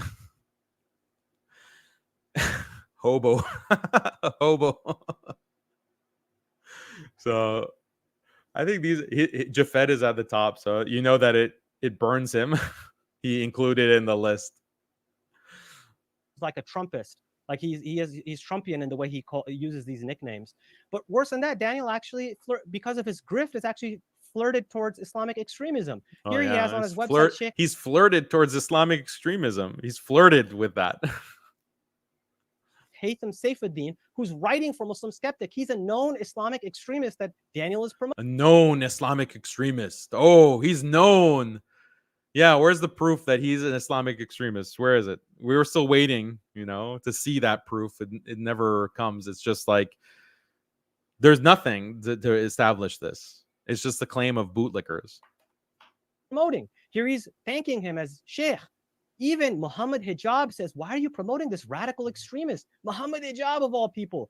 This guy is connected to Sheikh Ahmed Musa Jibril, who wrote the introduction to his book. Who's Musa Jibril? He's a convicted felon on FBI's watch list. Is considered Anwar al-Awlaki's successor. He's well known in the global jihadist scene. He approvingly speaks of ISIS's spokesperson, and one of the 2017 London attackers was said to be radicalized by his videos. Not only this, but Haitham Saifuddin is connected to Sheikh Al-Alwan, the Al-Qaeda Mufti. Al-Qaeda Daniel Mufti. defends the Al-Qaeda Mufti. Here he's the Al-Qaeda Mufti. Like, this is pure slander. Like, defending him. And this is the same guy that's being used to justify killing Shias. So, like, there's this terrorist who is citing the Sheikh. That means the Sheikh is promoting this. What's the logic there? How does that make any sense? How is, like, if someone, let's say some terrorist cites Jafed and says, oh, Jafed inspired me to go and kill people, then will we say, oh, Jafed, see, this is your fault. This is you inspired this. You're the Al-Qaeda Harvard professor. Like, how would that make any sense? The same view that Daniel, by the way, might be sympathetic to. We'll talk about that. Oh, yeah. But Sheikh I'm sympathetic after I've denounced all kinds of terrorism for years. Like, that's something that I've been consistent on for many years, for decades. So he can't produce any kind of proof or indication or statement or article of Daniel actually promoting something that is illegal. So he has to say, oh, but you are connected, or you have an article written by someone who is sympathetic to someone who was cited by this terrorist. Like that's the chain of connection. But when I asked him, okay, show me where Sheikh Al-Alwan or Haytham Saifuddin or any of these, show me where they promoted terrorism or ISIS, show me. No answer. All he's showing, like, look at this citation. Oh, Alwan had lauded ISIS's operations when they were confined to Iraq. So this is a secondary source from Gartenstein Ross and Jocelyn in the book Enemies Near and Far. Like, who is Jafed citing? Let's see. Who is this? Gartenstein. Oh, look at this. Another Rand operative. This is who Jafed cites about who is an extremist, working literally for Rand. And then this is the guy. He's just a Zionist shill. Here he is, Foundation for Defense of Democracies. Like, this is just a neocon Zionist organization advocating for constant war and occupation of the Muslim world. And he's writing this book accusing like different people of supporting ISIS. Like, this is the kind of person that Jafed cites. And then this is the book. Like, this guy is a big grifter, Gartenstein. He wrote My Year Inside Radical Islam.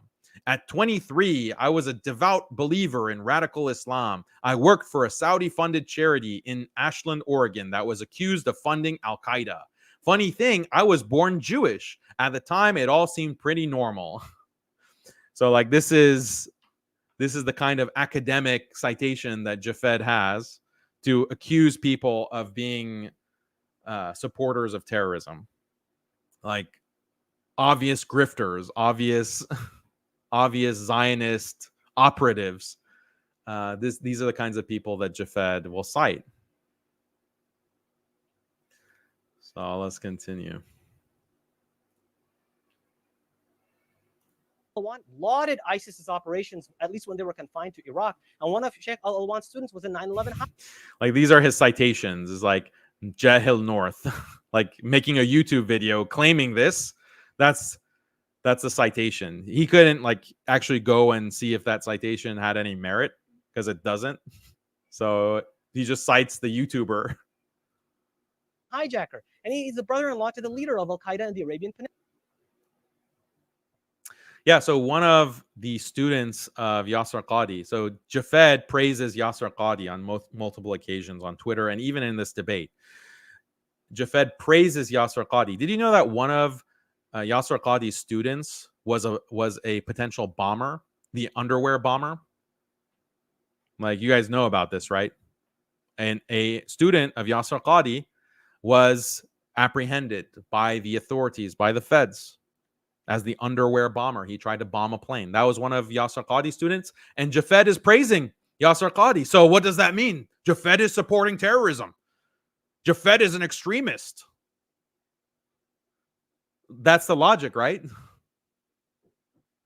And except I have like news articles that I can cite and official reports that I can cite, as opposed to citing a YouTuber or citing like Gartenstein Ross Zionist operatives. So if your logic makes sense, Jafed, then it applies even more so to you. Peninsula. This is the guy that Daniel is defending and promoting. Then there's Sheikh At-Tarifi, who is also sympathetic to Al-Qaeda and ISIS. Daniel follows him, but not only that, he quotes them. Here he is promoting his material again, and there's Sheikh Al-Muhaysini, who Daniel is also promoting, who's an ISIS and Al-Qaeda sympathizer. Here's Muhaysini sending off a young boy, strapping him with and one of the 2017 London attackers to justify killing Shia, at least when they were confined to Iraq. Follows him, but not only that, he quotes them. Yeah, so Sheikh Tarifi, like this well-known beloved sheikh, is now like, who considers Sheikh Tarifi to be an extremist? It's just these Gulf regimes. It's just madkhalis. It's just supporters of this kind of state regime in the Gulf. These are the authorities that Jafet is citing to say that Sheikh Abdulaziz Tarifi is a extremist. Like, these are also the people who say that Sheikh Al-Munajjid, Sheikh Saleh Al-Munajjid is an extremist. Why? Why are these people extremists? Like, all of these scholars that are being imprisoned in the Gulf, is it because they are actually supporting terrorism, or are they just being accused of extremism and terrorism because they refuse to accept the liberal transformation of their countries? Like, which one is it? So, but the Madkhali line is that, oh, whoever the government imprisons in the Gulf, whoever gets imprisoned, that is a terrorist or a supporter of terrorism. Like, that's the Madkhali line. And Jafet is just like parroting that. Like, so he has no shame in being like an extension of these stooges, like these bootlicking stooges.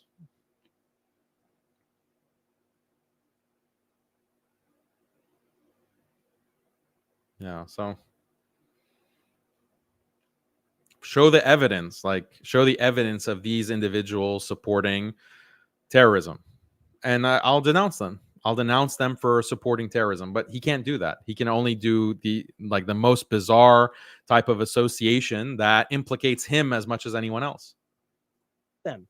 Here he is promoting his material again, and there's Sheikh Al-Muhaysini, who Daniel is also promoting, who's an ISIS and Al-Qaeda sympathizer. Here's Muhaysini sending off a young boy, strapping him with bombs, and telling him to go blow himself up. Remember that verbiage when Daniel's going to use that? Well, here he is promoting a guy who does that kind of thing. So when Daniel... Yeah, Daniel promoted suicide bombing. That's what he said. Here's Daniel promoting suicide bombing. How did you get that? How did you get that? Like, there was a screenshot of that sheikh, and you saying that sheikh is involved in promoting suicide bombing, so I'm promoting suicide bombing. I didn't promote Muhaysini. I didn't say anything about him. That was a tweet about Sheikh Tarifi. So how am I promoting this other sheikh? Do you read the Arabic? Can you read Arabic, Jafed? Can you understand Arabic? It had nothing to do with Muhaysini. So starts praising the Taliban. That actually seems kind of mild by comparison, doesn't it? So Daniel has all of these ISIS, Al-Qaeda, and Taliban connections. Now, I don't think all of these he's connections. a devoted ideologue. I think he's just his grift and extremism that has made him support these people. But it's such a grift. You big bucks from promoting ISIS, as if that's what I do. Like, oh, this is my plan for making money, is to promote ISIS and AQ and the Taliban. Like, all the money will come pouring in when you associate with these kinds of groups. He didn't step back to see if what he's saying actually makes any sense. So it makes him look really stupid. Doesn't he denounce these people and apologize? He always demands Muslims to apologize, American Muslim leaders. Yeah, here's an example of the takfir that's needed. Like, we do need more takfir. We need takfir of people like Jafed, that, he's not a Muslim. He claims to be a Muslim. He's not a Muslim. He thinks that the Quran is all myth, is full of mythology. He denies the existence of MPAC. He doesn't think that you need to pray 5 times a day to be a Muslim. He doesn't think you can reject fasting in Ramadan and you're still a Muslim, according to Jafet. So yeah, this is clear. He's not a Muslim. Like, he's a murtad, and every scholar will agree on this. Takfir is an important part of Islam. Why? Because if there are people who are trying to infiltrate Islam, and they're trying to infiltrate the ummah and spread these deviant beliefs, you have to cut them off and say, you're not a part of the community. When you say Qadianis, for example, Qadianis say that the last prophet was not Muhammad sallallahu alaihi wasallam. It's their, toilet guy. Don't even need to mention his name. We have to be able to say, yeah, you're not Muslim. Like, you're denying the finality of the prophet sallallahu alaihi wasallam, the finality of prophethood. So you're not a Muslim. This is takfir. But these groups, these liberal groups, these deviant groups, they want to eliminate the idea of takfir. So they say, if you make takfir of us, you're an extremist. You're an extremist, and the government needs to do something about you. So that's how they protect themselves, so that they can infiltrate the Muslim community and spread their deviant ideas. So I'm sure that Jafed loves Qadianis too. I'm sure he'll say that they're Muslims as well. He says Ismailis. Ismailis are the most deviant type of Murtaddin. I mean, they're not Murtads because they were never Muslims, but they're kuffar, simple, clear that they are kuffar, and he will call them Muslim. So, yeah, I stand by the fact that we need more takfir. And then he also promotes this takfiri mentality that we need more takfir. Here he is quasi-takfiring this Muslim hijabi girl. It's not Muslim versus Muslim. It's now Muslim versus hijabi feminist. I quasi-takfired this insane person because I said because it's Muslim versus hijabi feminist instead of Muslim versus Muslim. Quasi-takfir. I'm a quasi-takfiri. And why is he blurring out the face of this hijabi? Why is he doing that? Because his wife cosplays. His wife cosplays and wears a niqab, even though she's not a niqab in real life. I'm not showing any pictures of your wife. I blurred out your wife. Meanwhile, you're the one. See, family pictures. Wow. Yeah, but I blurred them. Okay, she's the one who's. This is a public profile that your wife has, a public profile. Yeah, so this is all of your kids are showing. It's not. Yes, it is. This is not her it's profile. on Instagram. All right, hold on, gentlemen. This is doxing my family. See, no, it's not. Look at this scumbag. Look at this scumbag. Look at this scumbag. He is posting pictures of my. This is not. I'm sorry. Daniel is right. This is way too far. The picture of his wife is way not too far. I can see. This is way too far, James. Clearly, there's no blurring around the eyes. So, unless I've misunderstood, but Javad, you're saying that's a public photo. All right, let's just. Given that let's put it this way, given that your point in your opening statement, like this is what every Murtad that I've debated once would do if given the second opportunity to debate me.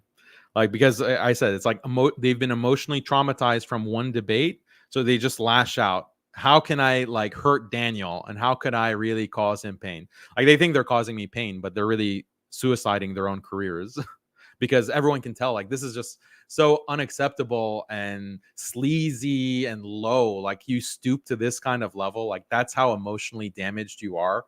That's how bad you are like defeated in debate that you have to resort to attacking my wife and kids.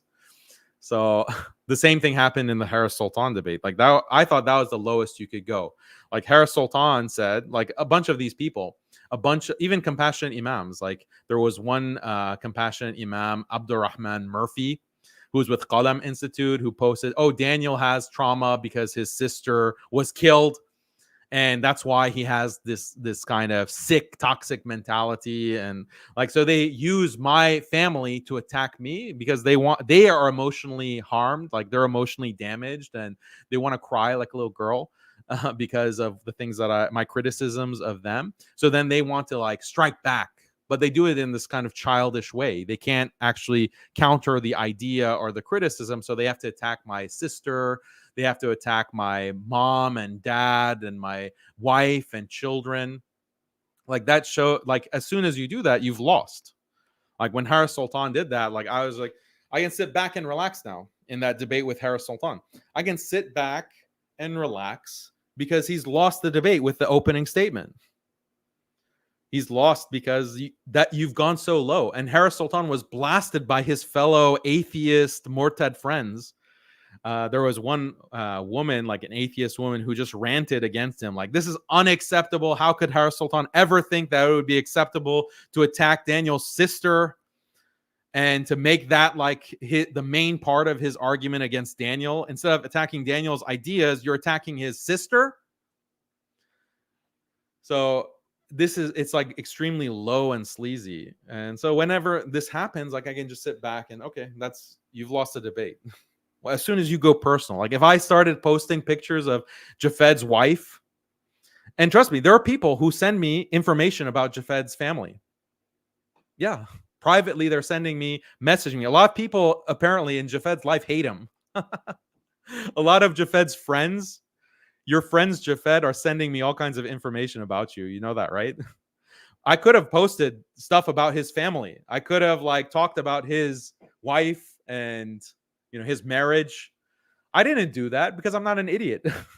I'm not an idiot, and I'm not a sleazeball like you. Why should I bring your family into it? Like your family, who knows? Like your family might be upright Muslims and they have to find a way to escape a Murtad like you. So I'm not going to harm or like cause harm to your family. This is disgusting. But yeah, that people, your friends are sending me this kind of information, Jafed. So maybe you should question who is actually your friend. Who are you surrounding yourself with? Because it seems like they want to take you out. I don't know why. But yeah, I didn't post that kind of information on in this debate or mention it. Why should I do that? That's like a low, sleazy move. Only a low life would do something like that. Javad probably doesn't depend. It doesn't hinge upon showing a picture of Daniel's wife, like and kids. Probably and like kids. Let's keep family wife pictures out. Is that fair? Does that sound fine at all? Pictures people? of my wife and kids. You guys. So Javad, does that sound fair? Even though he's not. It's a key I mean, point in a way, he's showing pictures of my wife and kids. Cosplaying. Him and his wife cosplay. This is doxing, imagine James. this. This is if there's a doxing. Christian preacher who's pretending to be all holy, and in the meantime, in their personal life, they're going clubbing, going to gay bars, and all this kind of stuff. What a lying they're piece of preaching the exact opposite. Javad, I'm sorry, bro. What a lying piece of I'm sorry. I'm not trying to be hard Javad. on you. I don't understand. Like, you have to show. This is doxing. This is textbook doxing. Okay, if you have photos of Daniel and his wife going to gay bars, you can show those because that would show that Daniel is fake. But I don't see how you showing an authentic photo of his wife at home in the hijab demonstrates that her and Daniel are going to gay bars. I'm not trying to interrupt. I'm not trying to be unfair here. It's just kind of like, okay, let's just not show pictures of people's family. I'm not blaming Daniel for not. Like, imagine the extent that you have to go to be fake in this kind of way. Like, if you follow Khaled or you take her courses, like, there's a lot of easier ways to be fake and to grift. Like, you can grift by being a compassionate imam. Like, that's a much easier way to grift. Why would you grift in a way that you're constantly being attacked? Like, Khaled especially is like constantly being attacked by these feminists because she's advocating things like patriarchy. She's advocating things like male authority. So why would she like have this kind of material? Or like, look at like what she's writing about our children. Khaled writes about her work with our children with Quran, like teaching them Quran, helping them memorize Quran, teaching them seerah, like the education of our children. Like, how would we fake all of that? How would we do that? Like, this is not something like, just go and follow Khaled on Facebook, or take her class or read her articles on muslimskeptic.com. Like, how is it possible to fake that? Like, the level of information that she's bringing, like very specific details about Quran and our children memorizing Quran. Like, how can that be something that is faked? Okay. So, and eventually, inshallah, you'll see the results of our homeschooling, inshallah, because, our children, alhamdulillah, are studying deen, and I want them to be able to do dawah. So, inshallah, you will see our kids teaching, and you can decide for yourself it was all a grift. Like, we're just pretending to raise our children as Muslims, as traditional practicing Muslims who stand for the Quran and Sunnah. We're just faking it, right? So, if you see our kids should be completely ignorant, know nothing about deen, not be able to like, recite Quran like Jafed. He can't even recite Ayatul Kursi, like, as we'll see. So if it's all a grift, if it's all fake, we'll see, inshallah. We'll actually see. Right now, our kids are too young, so I don't want to involve them and put them online. But inshallah, my hope and what we're hoping is that our kids will be knowledgeable ulama, and they will be able to do dawah much better than their parents could. So inshallah, you will see that, inshallah, and then you can judge the results of that.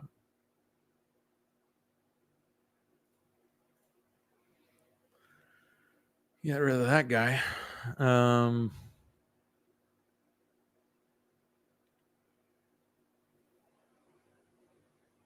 Okay, let's continue. Oh, actually, let me just fast forward to where he doesn't. I challenge him to recite. Oh, wait, no, here. We'll continue with the rest of his opening. Almost done with his opening. Is in niqab, and Daniel also cosplays. This is all theatrics for the camera. When he came to Imam Suhaib Webb recently, he came with the uncut 4K video. What difference does it make if it's 4K? Is this cinema? Did you light the scene properly? Daniel is all. Why do people are people not familiar with the expression exposed in 4K? Like people keep repeating this talking point, like, "Oh, Daniel only cares about cinema because he advertised that it's 4K." So Jafed is like repeating this in the debate. No, it's an expression, exposed in 4K. People are not down with the youth lingo. That's the problem. All about being watched in cinema. That's all he is. He's a hypocritical grifter. Daniel and his wife Ola preach one set of teachings for their audiences. They follow another set of teachings for their financial well-being. Daniel and Ola are the products of the same liberal education they condemn, which they use for aggressive self-promotion, especially Harvard. Daniel's publishing and teaching runs counter to the rules of traditional Islamic education. Here's Daniel ranting against cultural education about getting an anthropology degree. This is what happens if you go through this education system, according to him. And meanwhile, on his website, here he is talking about his wife who attended Harvard University, studied anthropology, and graduated with honors. Here's Daniel talking about his undergraduate degree on his book site, on his book page. Meanwhile, he has no traditional training, no ijazas, nothing, and his website is full of. I have no traditional training. Like, look at these. These are just compassionate Imam talking points that he's scraped. Like, he couldn't come up with any kind of argument. I've gone over my traditional training many times, like, so I'm not going to rehash it here, but I have no traditional training. He hasn't even memorized Ayatul Kursi. He claims that he studied at Azhar University. This guy, Jafed, he claims that's in his bio. His bio is that he studied at Azhar University in Egypt, or I think he says it's like a remote program that he's done or audited. He's audited at Azhar. But he hasn't even memorized something that 5-year-olds or 4-year-olds memorize of the Quran. So, but I have no traditional training, but Daniel has no traditional training. Of just postmodernist philosophy that even someone like me will say is completely un-Islamic. In fact, it's worse than that. Daniel tries to pick apart traditionally trained scholars, even though he admits that he's a jahil. He's worse than Orientalists and modernists, according to this traditionalist, because he sabotages from the inside. I promise you this, that Daniel will send his daughter to university, even though he's preaching, don't send your daughters to university. Meanwhile, he won't go to Afghanistan. He says that... Yeah, I don't have a daughter. So maybe Allah in the future will grant me a daughter. I don't know, but I don't have any daughter to send to university. But you know the future, right, Jafed? I guarantee Daniel will send his daughter to university. I guarantee it. I guarantee. Like grandstanding in this moronic way. Yeah, I'm really shocked. Like, I thought Jafed, because people at Harvard tend to have a certain kind of basic level of intelligence. So I'm afraid Harvard's like standards have gone pretty low. The guy is really performing in a disappointing way, embarrassing way. Like, this is your claim. Like, Daniel went to Harvard. His wife went to Harvard, but they have a problem with the educational system. This is showing that he's a grifter. He's a grifter, I'm telling you. And I guarantee he's going to send his daughter to Harvard or to university. I guarantee it. So, it doesn't even get to the level of a straw man. Like, what's weaker than a straw man argument? Like, what's weaker than a straw man? Maybe like a foam man, like you make using bubbles, like you just blow it and it just falls down. Yeah, Jafed is a Quranist. He doesn't believe in hadith. Yeah, he's a Quranist that doesn't even know like what surah Ayatul Kursi is in. So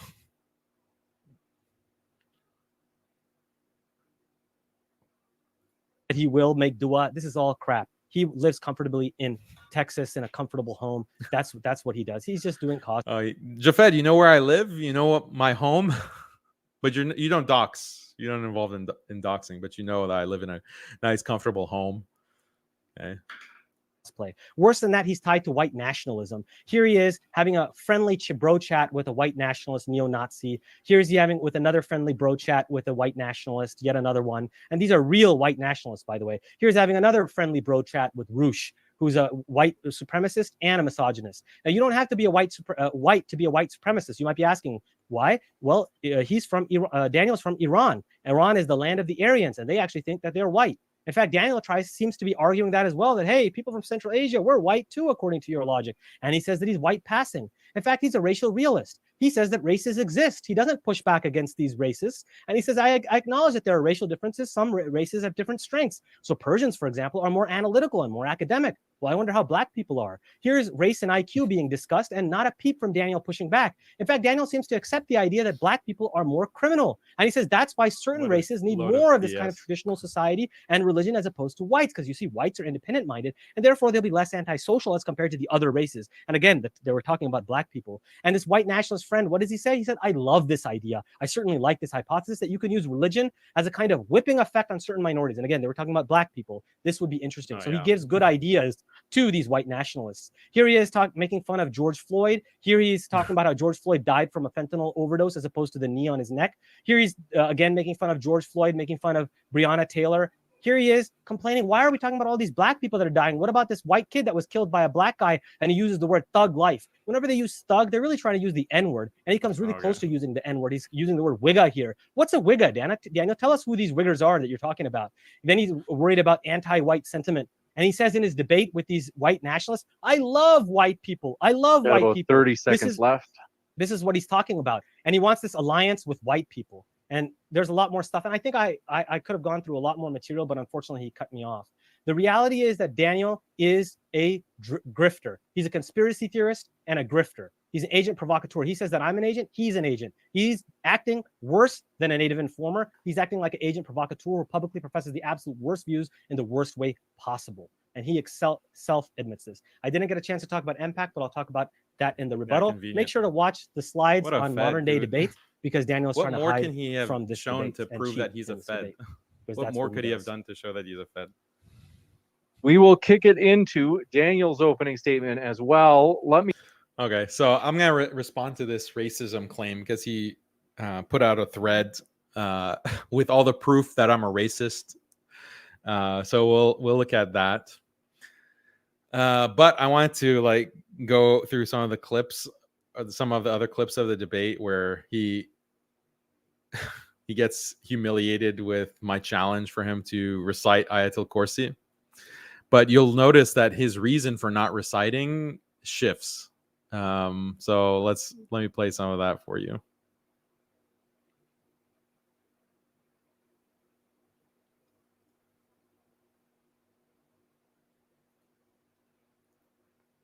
With white nationalists, and therefore I am pro-white nationalism. I'm trying to debunk white nationalism, and I'm providing all these arguments to debunk white nationalism, and somehow that makes me pro-white nationalist. Also, you said I used the anti-white slur before. You claimed you said wigger is an anti-white slur, so I'm using racial slurs against white people, but somehow I'm also pro-white. How does that even make any sense? I've rejected any kind of racial nationalism. I'm advocating for Islamic government, Sharia law. My record is clear. I've denounced all kinds of terror groups.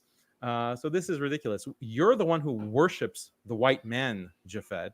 Look at how you look at Sir Sayed talking about, you tweeted this actually, an entire thread about Sir Sayed's essay complaining about how Indian Muslims are disgusting slobs who just eat with their hands and grease dribbles down their face. Like this extremely Islamophobic, racist portrayal by this coconut Sir Sayed. And you actually describe it in very positive terms. And you say that, oh, I felt actually very self-conscious as an Indian Muslim or Pakistani Muslim, that I also am very disgusting. I mean, I'm just doing this off the top of my head, but you can go look at the thread.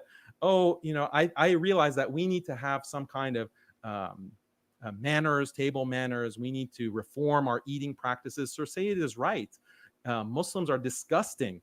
So this is the pinnacle of white supremacy. Sir Sayed is praising the British, praising the colonizer, and you agree with Sir Sayed. You're like, yeah, just go to any Indian restaurant, go to Shalimar restaurant, as you put it, and look how disgusting Muslims are. This is the kind of white supremacy that you support, the colonialism that you support, the liberal reform project that you support, that every academic recognizes is a disaster and is responsible for cultural and actual genocide. These are your role models, Jafed. You've actually admitted that. So how can you claim that because I debate white supremacists, I'm pro white supremacy? What a crock. This is nonsense. Like, get a better argument. You're failing this debate. So before, I'll show you the thread where he sings the praises of Sir Sayed and the praises white supremacy. But before we get to that, let me do some of these super chats that you guys have sent. So Jazakallah khair, brother Hamza. You say, I was always thinking, quote, why is no one attacking these ideas pushed on us? I didn't know that's all liberalism. And one day I saw a community post of yours on YouTube and went like, this is what we need. I'm an Arab, and brother, we are in need of your content in the Middle East. The youth need to know. Jazakallah khair, brother Hamza. I appreciate your super chat.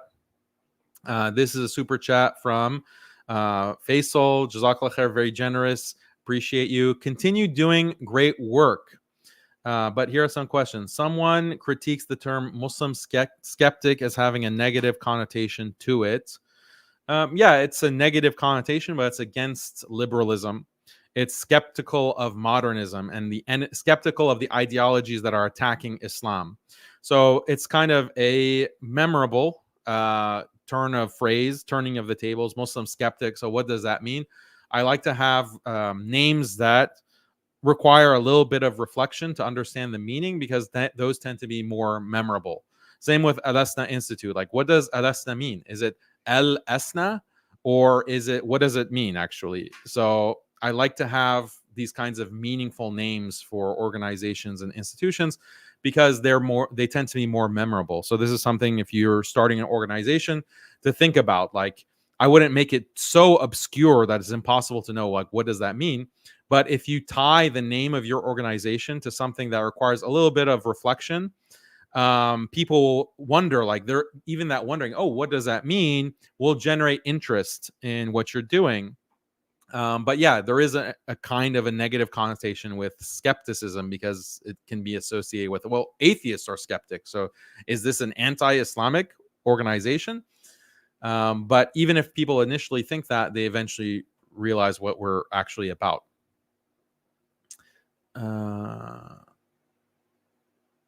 I switched between different madhahib over the period of the last 10 years. I admire good in many madhahib. Do you have any such journey? Yeah, I mean, I was Shia, so that's what I was. And then I left Shiism and I became Sunni. And initially I started studying Hanbali fiqh. And now I'm studying more Hanafi fiqh. So that's kind of, I also admire many madhahib. I've studied with many type of ulama, people who are considered Salafi, people who are considered Deobandi, people who are considered, these other madhahib. So it's good to have this kind of diversity amongst the Ahlus Sunnah wal Jama'ah.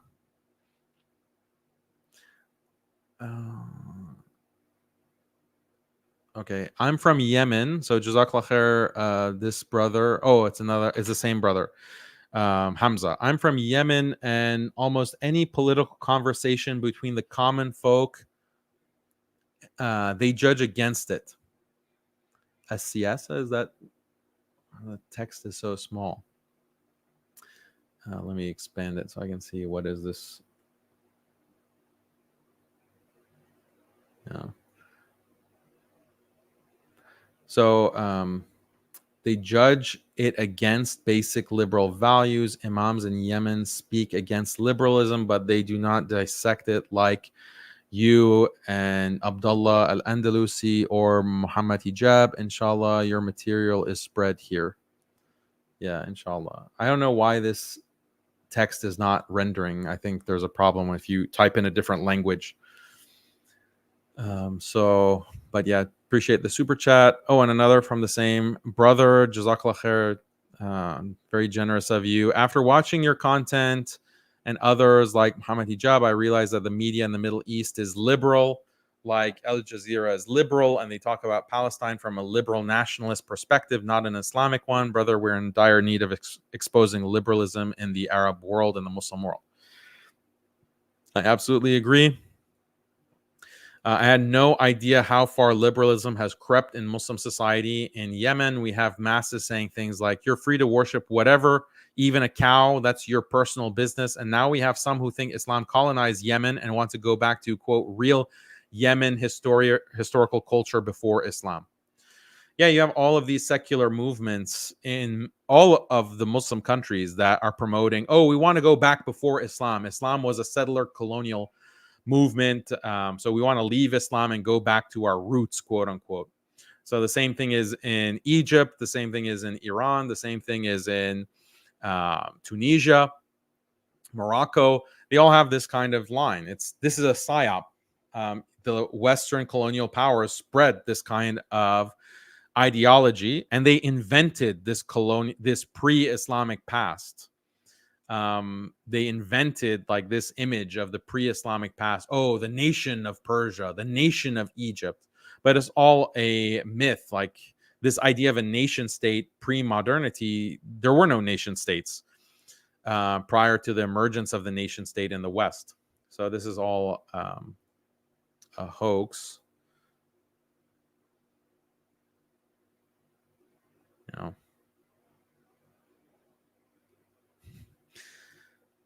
Yeah, so if you have super chats, feel free to send them. Here's the link again, and I'll read them live for you.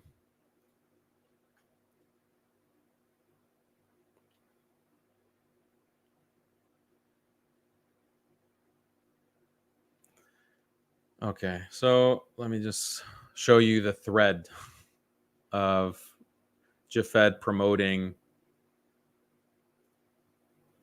the worst kind of white supremacy. So hopefully you can read this. I'll read it out for you. Understood literally, the quote, sunnah of eating can seem quaint, outdated, and irrelevant. Okay, so this is how he talks about the sunnah of eating. It's outdated and irrelevant. You know, this is how he insults Islam. However, the real idea is that we ought to eat with refined manners.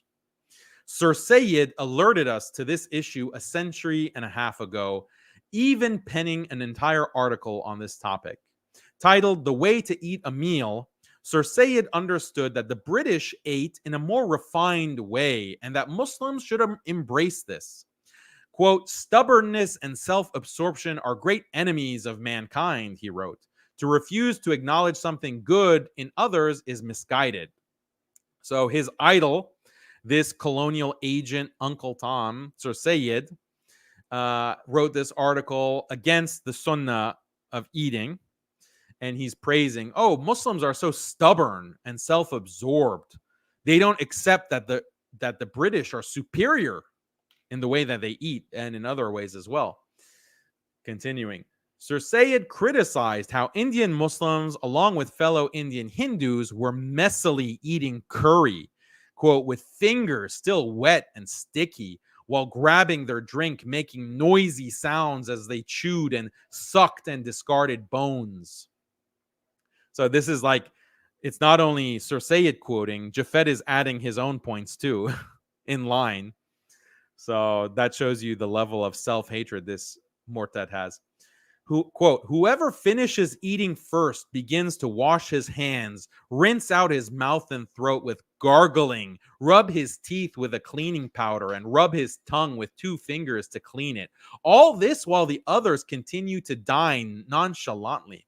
He spoke of their unmannerliness and how, quote, they don't care that those still eating must listen to the disgusting sounds of rinsing and gargling and see the spectacle of their spitting of saliva yellowed by curry spice and expelling of blobs of throat clearing into the basins, where the coagulated globs float around on top of the slop water like bits of jelly.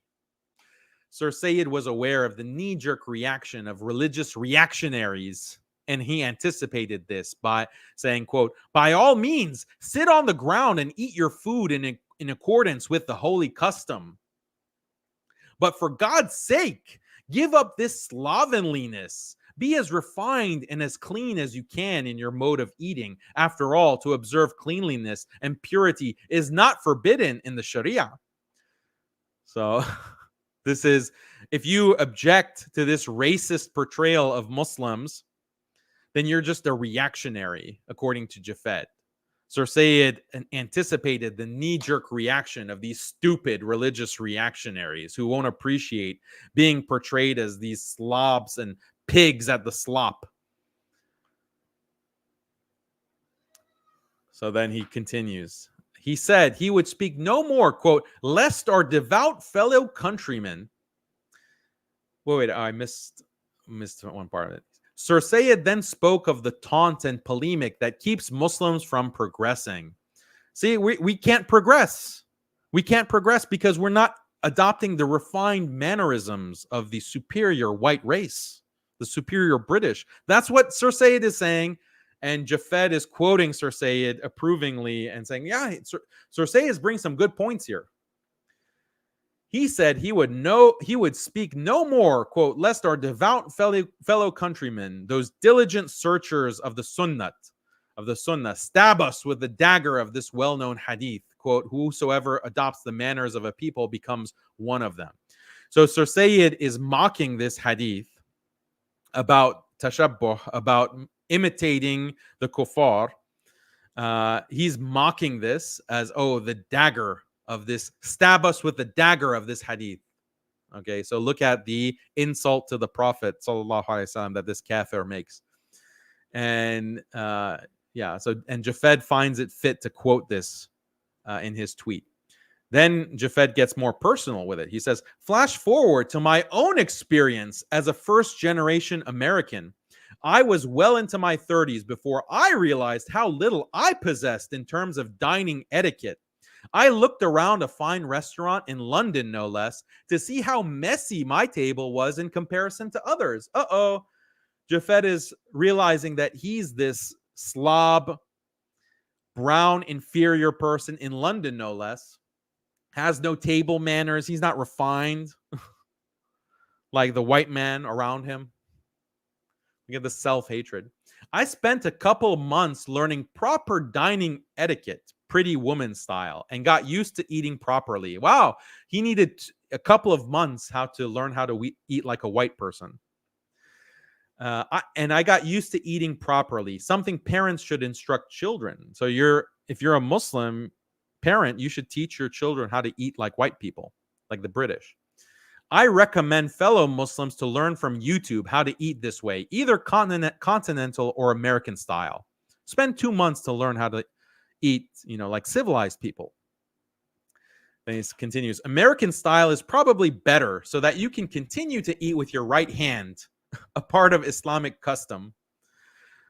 But just know that the hybrid style of eating that we American Muslims often adopt is noticeable to some who grew up eating properly. It looks bad, is a faux pas." So even the hybrid style is noticeable. It's not proper, like if you eat with your hands. Unless it's a hamburger. Oh, okay. Then you can eat like the sunnah, or chicken wings. Oh, yeah, you can eat your hands. That's okay. That's proper to eat chicken wings with your hands. That's the sunnah. That's proper. But if you eat something else with your hands instead of a fork or spoon, oh, that's improper. That's a faux pas. It looks bad. Sir Sayyid was attacked in his time for this belief of his, among many others, as I no doubt will be for stating this here. So he's self-aware. He knows that this is all racist, bile, word vomit trash that he's regurgitating on his Twitter feed. He knows he's got, people aren't going to defend this. He says, "Indeed, this issue of dining and table manners is symbolic for the wider discourse about Islamic reform." So I don't even have to say that, what Jafet is saying here is symbolic of his white supremacy. I don't have to say that. He himself is aware of the symbolic nature of what he's saying. That this whole issue of eating properly according to the British standards, this is symbolic of Islam in general and Muslim society and civilization in general. We need to become refined and adopt the white man's ways. Abandon the sunnah. The sunnah is not proper. The sunnah is disgusting, slovenly. Abandon that. Adopt the refined manners and the refined ways of the white man. That's literally what he's saying. I'm not even exaggerating what he's saying here. This is literally what he is saying. And then look what happens. He makes it worse. We will be told that prioritizing a Western style of eating is part of a colonial mentality. Some will say that this prioritizes whiteness and makes the standard that other cultures value family and a lively atmosphere during eating. So prioritizes whiteness and makes that the standard. All these justifications aside, the fact that we eat sloppily in comparison to them is simply undeniable by anyone who wishes to see it.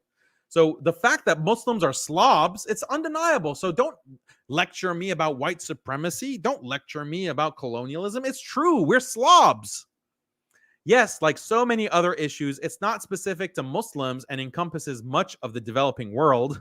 It's not just us Muslims that are backward slobs. It's actually everyone who's not white. But the truth is that table manners is symbolic and of importance, with the differing views towards this issue reflecting the different stances towards modernity. Bon appetit! End it with a flourish of French, typical to a true colonial Fed. So, yeah, this is symbolic of the larger issue of modernity. Like, you're not adopting modernity. That shows that you're backwards and you have to get over your hangups and recognize that you're just inferior. You are just inferior as a Muslim. Just recognize that. Accept it. Adopt white supremacy. Adopt the Western colonial mindset, not only in your table manners, but also in the rest of your life. So then someone points out, this is in the reply to his tweet. This is like probably another liberal. Okay, actually, I'm not sure. Maybe he's not, but given his handle, he's probably one of these academics. He says, the Sayyid Ahmad Khan example strikes me as being the very epitome of a colonized mind, precisely because it's removed from the Hindustani adab that he should have known and instead holds up this ridiculous English standard. I, for one, refuse to call him sir unless to mock. So this is someone's like, this is the epitome. Jafed, this is the epitome of a colonial or a colonized mindset. So then Jafed replies, this is why I brought this example up. This is why I did it. Because it's often used as the epitome of a colonized mindset. But I myself think that's wrong. Sir Sayyid was not setting the English as the standard. And he himself said that we ought to find a refined way to eat consistently with our own customs. So Sir Sayyid himself is saying, no, I'm not saying.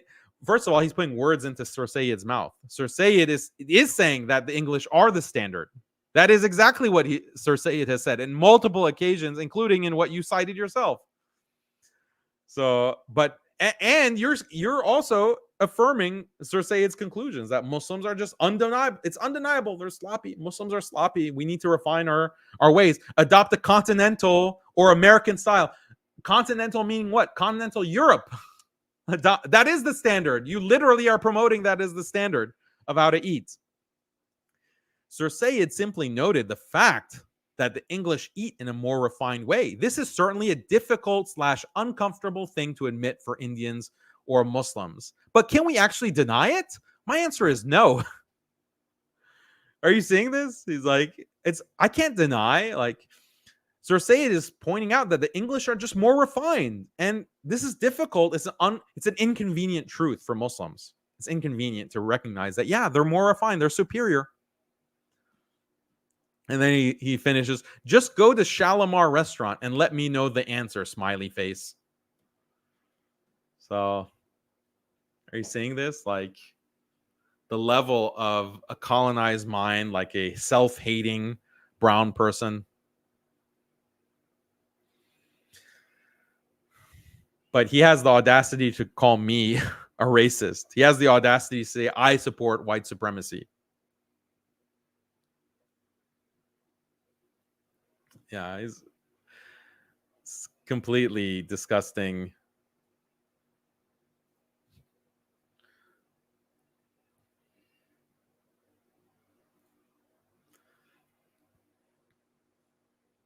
These people are so sad.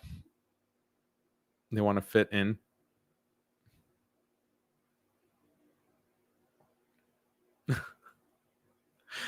Jafed probably abuses Fair and Lovely skin whitening cream.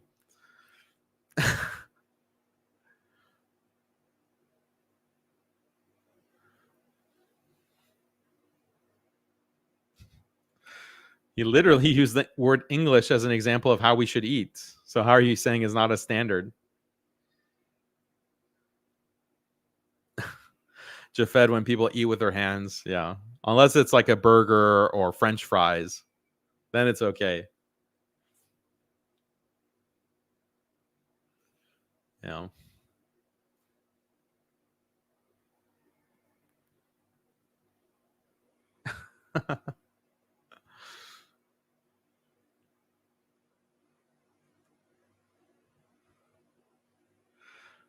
Yeah.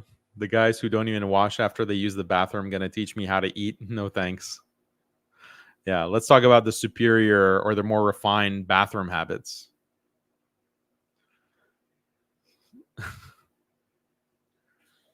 Yeah. So there's a whole thread on my quote unquote racism. So we can go to that now since it's relevant. Let me just pull it up.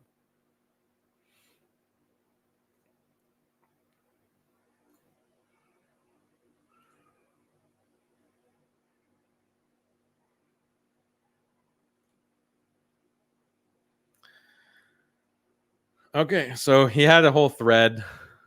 I guess this is hard to see. Hold on.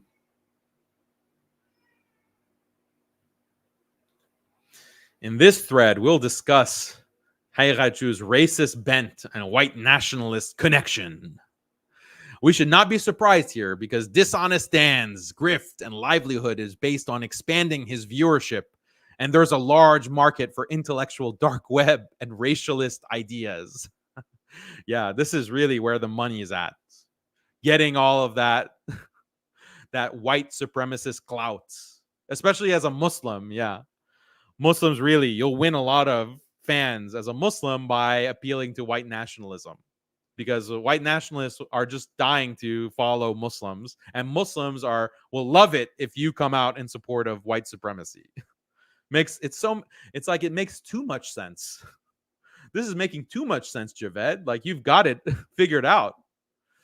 You've uncovered like this the twisted plot of Muslim skeptic. As Melanie Phillips writes, Haqiqatjou is at the forefront of an emerging, quote, unholy alliance between Republicans and Islamists. Although I think it's more fair to say the far right and Islamists. So yeah, Republicans are really dying to get together with Islamists and people who promote Sharia. Like, that's really, that's what they're pining for. And it's funny how he doesn't cite where this article is from. Just like he didn't cite like when he says Gartenstein Ross, like that Zionist, he like kind of glosses over that. But same here, like Melanie Phillips is a pure Zionist, and she's writing this article for a Zionist outlet, Jewish News Syndicate. So this is where this is what he is citing to own me. So these are his sources.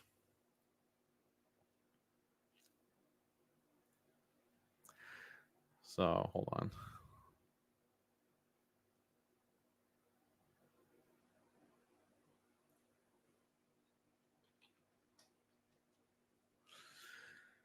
Then he continues. Haqiqatjou has platformed 3 avowed white nationalists and had lovely bro chats with each of them. The first one I'll mention is Mark Collett, a British neo-Nazi who was so extreme that he was kicked out of the British National Party. These guys had a blast. Yeah, so I debated this guy. I debated him, and he was making all kinds of points to defend his white nationalism. I debunked. those points. So this is a bro chat. If you debunk white nationalism, because the whole policy for people like Jafed and liberals is, oh, you should not talk to people, like you should not debate them. And the white nationalists actually use this in their favor. They say, oh, look, people are too afraid to debate us. People are too afraid to confront us. These liberals are too afraid to actually confront our white nationalism. So then when someone is there to actually debate them and debunk white nationalism, the same liberals who can't debate white nationalists because, you know, their arguments are so extreme, they'll accuse you of platforming and having a bro chat with white nationalists. So this is nonsense. Just because you debate a white nationalist means that you are in favor of white nationalism. How does that make sense? So yeah, this is more on Colette. Second white nationalist that I platformed is JF, who is considered the, quote, standard bearer of the alt-right. So we had a lovely time with each other. Yeah, it was lovely. You know, a debate. So Grapey is Canadian white nationalist, blah, blah, blah. He's so bad.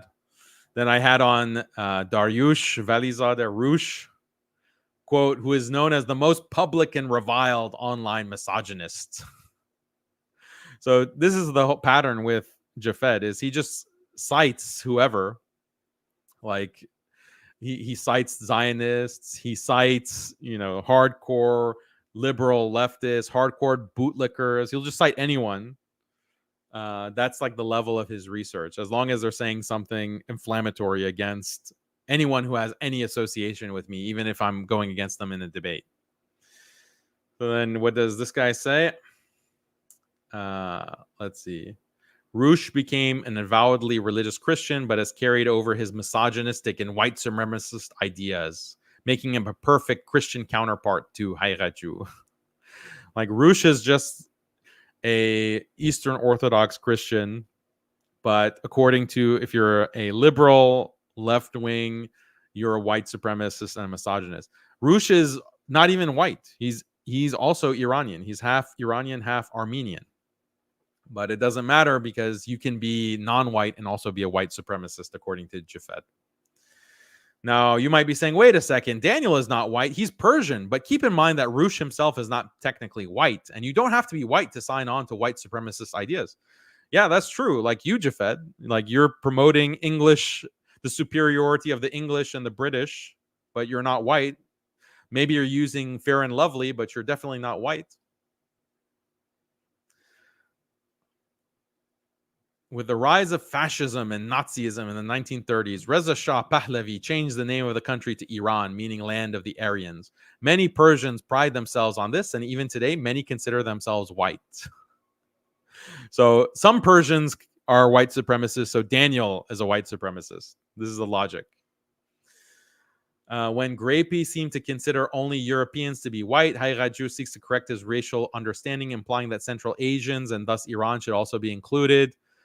Also notes that he, like Roush, is white passing. Yeah, I was making that point against Grapey because Grapey was citing these kinds of statistics against blacks. He was saying blacks are more involved with crime. Immigrants from Africa, like Algeria, are more involved in crime, violent crime. The murder rate is higher in these African countries. That's the point that JF was making. And I responded by saying, look at the murder rate in Russia. Look at the murder rate in Central Asia. And those are part of the Caucasian race. This was a counterpoint to the racist point that Grapey was making. And that's why I was saying, no, in Central Asia, they're also considered to be Caucasoid. But Jafed twists this as, oh, Daniel is trying to promote white supremacy. Let's see. Haqiqatjou buys into the idea that races exist and that they have different inherent racial characteristics. According to Dishonest Dan, different races have different strengths. Persians are known for their academic and intellectual prowess. Yeah, this is something that is recognized and acknowledged in many academic circles, that there can be differences in race. This is not necessarily a bad thing. So, and here's the full clip. He puts this transcript. Do races exist? Yes. Are there differences between them? Yes, I can concede that there are racial differences. So Persians are known for certain nuances and idiosyncrasies. Different races have different strengths. So I was using this as a counter to white nationalism, that you can have Persians who have certain racial characteristics and Arabs who have other racial characteristics, and they can come together in society and create a flourishing civilization. That was my argument. It's a pro-diversity argument that I'm making here. But somehow Jafed is twisting this as if I'm a racist. So here's the actual clip. Like he clips it. Like he doesn't include the full quote. That's part of his dishonesty. But let's actually play the clip so you can hear exactly what I say. I'm trying to use a secular type of logic to this. That's what I'm appealing to right now. But I'm appealing to this idea that there is strength when you have different races who might have different strengths, that are coming together in a complementarity. Such as? Right? Like? Okay, so Persians, for example, are more analytical, maybe. Persians had certain kinds of academic background in Persia. And then the Arabs, the Muslims, conquered Persia. Okay, very soon after the beginning of Islam. And the Arabs have a different certain characteristics that are characteristic of their race. And Persia became Muslim, and it produced some of the greatest Muslim scholars and thinkers. And so there was a lot of enriched complementarity, and Arabs and Persians intermarried and had children. And it was very successful. It was the most successful empire that spread all the way to China in the east, and then into Spain, Andalus in the west. And so this pro-diversity argument. This is white supremacy. This is white nationalism that I'm promoting. This is what Jafed is quoting or citing as an example of my racism. Because we all know how much white nationalists love intermarriage or inter-race mixing. So this is how, like, I'm the dishonest one, supposedly. Anyway, back to this thread. Let's just get through this nonsense. Let's see. What special characteristic do blacks have? Yeah, black people have many, admirable, amazing characteristics as blacks. Asians, Hispanics, Arabs, Persians, South Asians. Allah has given all people different strengths, characteristics that are specific to them, different cultures. Like that's when, diversity is an important part of Islam. Like I've never denied that. But how can there be this emphasis on diversity if we're all really the same? If we're all really the same, and our differences are only like the color of the skin, but there's nothing more to that, then what is the diversity really? When Allah says that we have created humans in multiple colors and with different tongues, so that we can get to know each other, so that we know each other, like that's a very pro-diversity statement in the Quran. But if the differences are just skin deep, then what kind of diversity is that really? I believe that, there are different ethnicities, different cultures, different races. They all have strengths and they all have unique characteristics that make them unique. And that's part of the beauty of the creation of Allah. But if you're this kind of liberal, critical race theorist, knucklehead, you think that that's racist to say that. Or that's white supremacy to say that. How?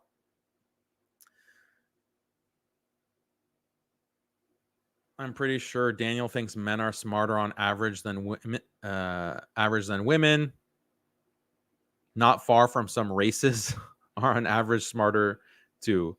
Well, I think it's true that men have higher average IQ. Like that's a empirical fact, can't be denied. So I don't know what kind of point Like, is that supposed to be something wrong that I've said?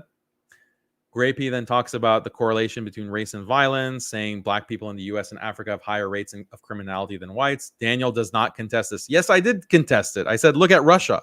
Look at the murder rate in Russia, or some of the Central Asian countries are higher than the murder rates in Africa. So I did contest it in a factual, empirical way that the opponent could not deny. He only could deny it by saying that Russian people aren't white. So, and that's why I contested. So, Haqiqatjou suggests that higher rates of black criminality can be explained by the fact that they need religion in traditional society more than white people do, since white people are more independent minded and are thus less prone to antisocial behavior. Like, this is not some kind of positive thing to be independent minded. Like, that's a problem. You know, if we want to make a kind of racial argument, we could say that being more independent minded is a problem because it lends itself to atheism. It lends itself to destruction of traditional culture, you know, and someone could make the argument, well, why did liberalism arise in white Europe as opposed to other societies? Is there a racial factor involved? Someone could give that analysis, but that is not something that is pro-white. In fact, the opposite.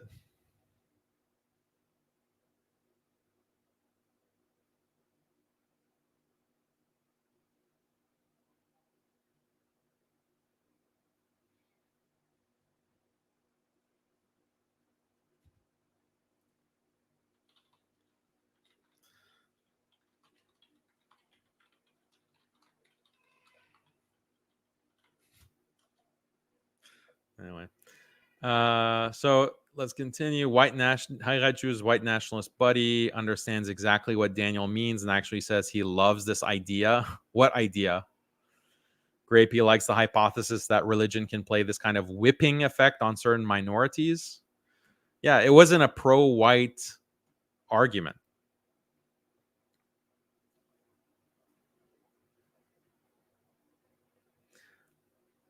This perspective was recently expressed by another alt-right character, echoing Haqiqatjou's sentiments as well. Okay, so I don't care. Haqiqatjou has expressed standard right-wing views towards blacks and crime. When the world was reacting with heartache at the murder of George Floyd, Dan was making fun of him, calling him Fentanyl Floyd. Yeah. So go ahead and see what the official coroner's report is on the death of this figure. Breonna Taylor, another black woman who was killed by police, also falls under Haqiqatjou's ire, and he smears her as the girlfriend of a drug dealer. Yeah, go read the report on what happened, you know, and the shootout that happened and what happened in this situation. Yeah, so this is like, Jafet is basically promoting a critical race theory type of BLM understanding. If you're not like with the most leftist BLM activists, then that means you're a white supremacist. But newsflash, there are plenty of people who criticize BLM, that criticize the actions of this grift movement. BLM should be seen as a grift because it's been shown that they've been accepting millions of dollars in donations and then using that money to personally enrich themselves. Look at the heads of the BLM movement, the Black Lives Matter movement. That's why that movement has been entirely discredited as just this kind of psyop. But even assuming that they're not this grift, BLM is like such an extreme. And if you don't accept that extreme, then that makes you a white supremacist. Like, that's the logic of Jafet here. Haqiqatjou then asks, why is it that we focus on all these black people being killed and ignore this white kid that was killed by a black man? Where did I say that? Yeah. Nonstop tribute and memorial for George Floyd, okay, who has this huge criminal record, but there's not a peep of attention for a boy that was abducted and killed. You know, that's the contrast I was making, but that's racist. Haqiqatjou comes closer to using the N-word, calling certain opponents wiggas, including Sohaib Webb and others who he thinks acts black. Daniel tries in the debate to claim that this is a slur against white people, but it's obviously denigrating black culture. No, you don't understand what the term means. The term is denigrating white people. White people who think they're black and they're not. So this is a stretch. As is now common in far-right circles, Haqiqatjou thinks that the people facing racism are not black people, but rather white people. What's up with all this anti-white sentiment, he asks. This is not right, he declares. Yeah, so if you notice that white people are being discriminated against, and there are a lot of white Muslims that have pointed this out. White Muslims who are complaining that we are being denounced just because we're white. So if you have any kind of sympathy for converts, white converts, or Bosnians or Albanians, then that means you're a white supremacist, according to Jafet. So see, he puts words into my mouth that I didn't actually say. I didn't say that, oh, the people facing racism are not blacks, but are actually whites. I never said that blacks don't face racism. No surprise then when the white nationalist bootlicker Haqiqatjou says, I love white people in his discussion. Yeah, please accept me, please. Yeah, if I say I love white people, then you're a white supremacist. You can't say that. What if I say I believe that white people deserve to live? Does that make me a white supremacist? I believe that white people shouldn't be killed. Does that make me a white supremacist because I said white people shouldn't be killed? Haqiqatjou sees a natural alliance between the far right, which includes these white ethno-nationalists, and Islamists like himself. These white supremacists, after all, are calling for white Sharia. The overlap seems obvious. Yeah. So I just pointing out that the far right has sympathy to Islamic values, and I detail this in multiple articles. Then that means I'm a white supremacist, or I'm saying that Islam is somehow white supremacist. If I say it's okay to be white, that means you're a white supremacist. It's okay for white people to live. White people shouldn't be discriminated against, just like any other race. They shouldn't be discriminated against. Oh, you're a white supremacist. So what kind of logic is this? Haqiqatjou says that we can't ally with the left, but he has no problem seeking allyship with the far right, including white nationalists. Let's explore this further. In order to maintain plausible deniability, Haqiqatjou must frame his discussion with white nationalists as debates. However, neither him nor his guests or his audience understood these as anything other than lovely dialogues. Oh, really? So it's a debate, and I'm debunking all of these white nationalist ideas, but this is just a ruse because I'm secretly a white supremacist. I secretly agree with white nationalists, and I agree with the superiority of the white race, but I'm just framing it as debunking white supremacy and actually critiquing their ideas and showing how they're empirically flawed.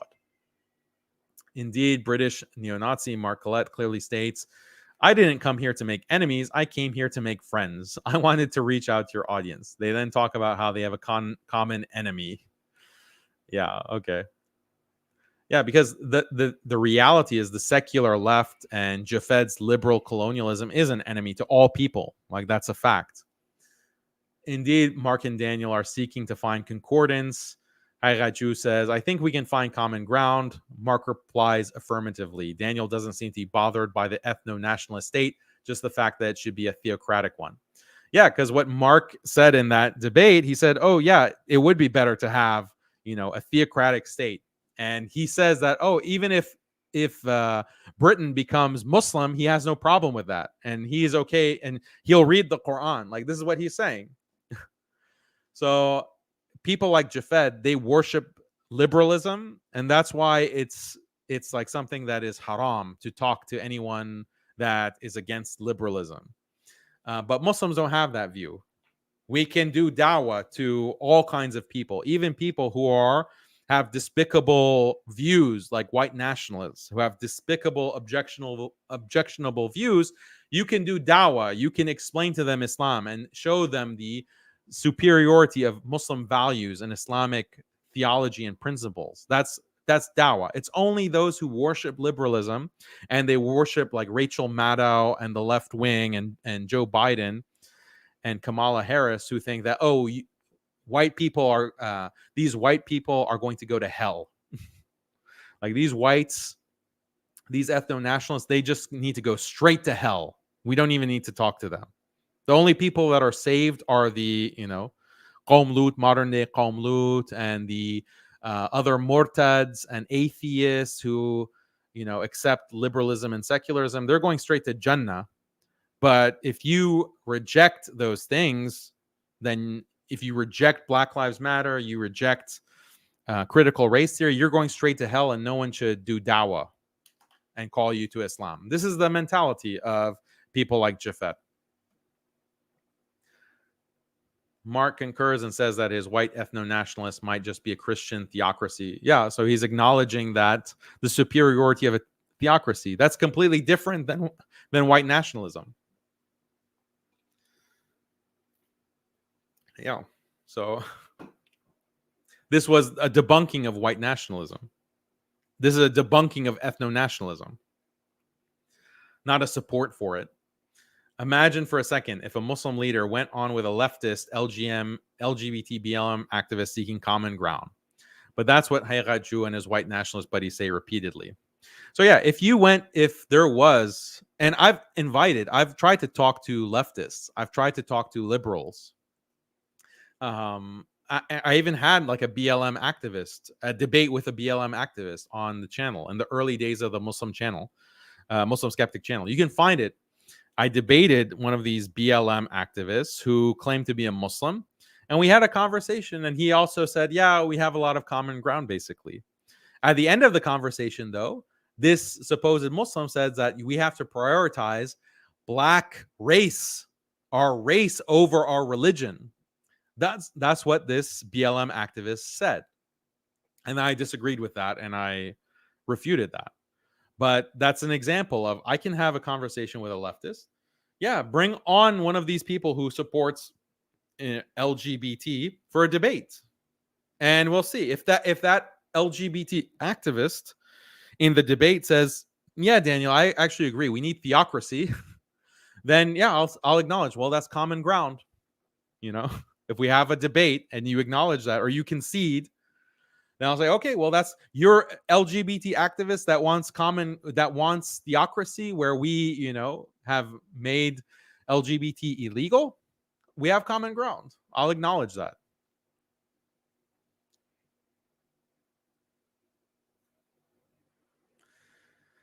Blah, blah, blah.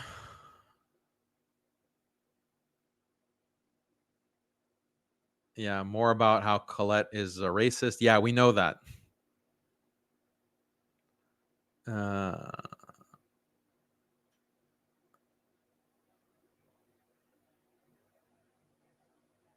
Yeah, so when it comes to anyone from any nationality who is involved with these kinds of illegal activities, sexual assault, and so forth, of course, I'm going to be consistent in advocating Islamic values. And Islam has certain punishments for sexual assault. So it doesn't matter if it's one particular ethnicity or country. How is this relevant? With his views that racial differences exist, including differences in antisocial behavior, Haqiqatjou struggles to criticize migrant bans. Indeed, he actually comes to concordance with his white nationalist buddies and say, I try to discourage migration to the West. Yeah, for what reason? Because I want to preserve a white ethno-state? No, because I don't want people to come and be liberalized in the West and become like, this is why I discourage immigration to the West. Do you want your children or your grandchildren to be like Jafed? Is that what you want? So Jafed is like the perfect poster boy for why you shouldn't migrate to the West for any Muslim. Roosh accepts Daniel's makruh ruling. Oh, how cute he puts, this diacritical mark on the on the U, because he's such an Arabic scholar. He can't even transliterate Ayatul Kursi. He calls it Ayatul Kursi with a Q. There's no qaf in Ayatul Kursi, Jafed. You can't even spell or transliterate properly. Says, yeah, I don't think we disagree on the fact that immigration causes harm and that we can both sign a paper that says less immigrants from Muslim countries. Okay. Explain that. Haqiqatjou tries to further accommodate his white nationalist friend by giving religious justification for preservation of race in Islam. Grapey asked Dan about demographic change in his hypothetical Islamic state. What if the African part of your population increases? As before, Daniel does not ever contest the claim that black migration is problematic. Instead, he just says that individuals in Islamic states can self-segregate. They can make decisions on the basis of who to associate with or not. Yeah, that's basic Islamic law. And then, what was this? I didn't contest the claim that black migration is problematic. Yeah, I contested the racial claim that blacks are somehow more violent or blacks are somehow more inclined to criminality. I did contest that. That was a big part of the debate. Grapey complains that a theocratic state is not enough because blacks and other minorities will still migrate. Daniel simply reasserts that in Islam, it's extremely important to preserve your lineage. That's what a theocratic state will help with. Yeah, he's just completely misrepresenting the actual dialogue. He's just taking clips, statements. It's not like a consistent line of argumentation that he's reproducing. You can go watch these debates and see, judge for yourself if I'm promoting white nationalism. The audience understands all of what is going on and simply asks Haqiqatjou, would you agree with the idea that ethno-nationalism can be a part of a religious-centric government? Daniel reassures this person that an Islamic city would have racially segregated quarters. Like, what is he talking about? So in Islamic history, you had these bigger cities. You had quarters in those cities that were distinguished by ethnicity or even race. So this is not something that's foreign to Muslims. It's not foreign to any country. Like, go to any city and you'll have like the Chinatown. You'll have the Little Italy. You'll have the Little Mexico. You'll have different ethnic quarters. That's just how humans organize. And Islam doesn't say, oh, no, we have to break up. You know, you Indians cannot be together in one part of the city, or you Vietnamese cannot be part of one neighborhood. There's nothing in Islam that requires you to break up communities like that. As we see, Haqiqatjou is trying to bridge the gap between white nationalism, ethno-nationalism, and Islam. He asks his white nationalist friend to consider a white ethno-national state that converted to Islam, since Islam better protects against secular liberalism.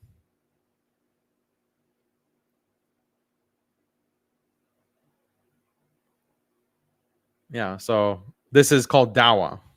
What is so objectionable about this? Your only problem is that you can't give dawah to white people, to white ethno-nationalists.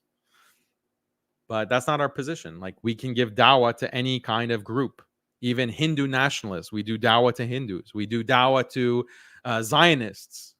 You do dawah to any of these kinds of groups. Chinese, you can give dawah to them, even though in the CCP, they're identitarian. They're pro-Chinese identity. You can still do dawah to the Chinese. Haqiqatjou concludes, so you don't see ethno-nationalism being contradictory to Islam. With this, Daniel then extends the invitation to convert to Islam. The message conveyed is that if you just convert and make your ethno-nationalist state Muslim, all is good. No, that's not what I said at all. So yeah, I invite people to Islam. That's called dawah. I'm very happy to have leftists come. Bring me, these leftists to debate, but they just will reject debate. They don't accept my invitation to debate. That's the problem. But I'll have these kinds of conversations and debates, and I'll invite them to Islam as well. Okay, address this.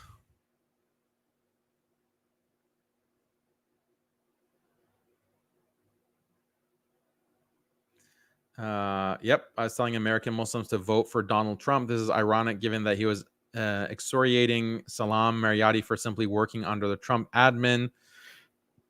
Yeah, because I was trying to push this idea that Hillary Clinton is going to accelerate the liberalization of the Muslim community, and she's going to push all kinds of invasion and war in the Middle East, whereas Donald Trump is not looking to introduce new wars in the Middle East, whereas Hillary Clinton is literally joking about bombing Muslim countries, and that's part of her foreign policy.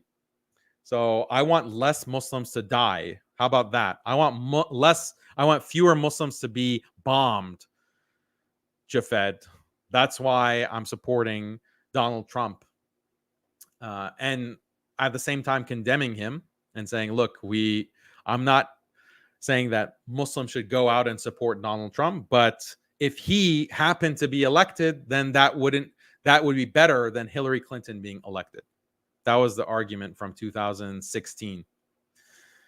Of course, Haqiqatjou will defend himself by saying he debated these ethno-nationalists, but we can look at the transcript to see how lovely each of these bro chats really was and how the guests all recognize this. Yeah, you can just watch it. You don't have to go to the transcript. You can literally watch it. Let's see. Just take a look at some of the YouTube comments, all of which are overwhelmingly positive towards the 3 ethno-nationalists Daniel brought on. Yeah, it's called doing dawah. It's called, these guys are acknowledging that, okay, you have a point. The idea of Islamic nation or an Islamic theocracy, there's something there. So they're not like Jafed. They're not like trying to destroy Islam the way that Jafed is destroying Islam or trying to destroy Islam. So they're going to be more positive to people like that as opposed to sellouts. As I've said before, it's hard to tell what's real in Haqiqatjou's ideology and what is grift. I suspect it's a bit of both here. By leaning into existing racial biases and wrapping it up in an Islamic veneer, Daniel can activate his mostly non-black Muslim audience. So yeah, it's a grift. White nationalism is so popular. You clout chase by promoting white nationalism. Haqiqatjou's diehard fans will give him all sorts of excuses. Plausible deniability is always there because Daniel is like a secret racist. But we could simply ask, do we think Daniel would be having lovely finding common ground chats if he himself were black? Yeah, black people will have these kinds of discussions. Black people aren't sensitive little snowflakes like Jafed. They're willing to have debates with all kinds of people. Black people aren't cowards like you, Jafed. Whereas Haqiqatjou has vicious debates with all other types of people, including Muslims. He's able to play footsies with white ethno-nationalists and does not take them to task for their blatant anti-black racism, which he himself seems to share. Yeah, he seems to share it. So this is the grand thread from Jafed on how Daniel is a racist. It's like a waste of time. Yeah, it's just dog whistles.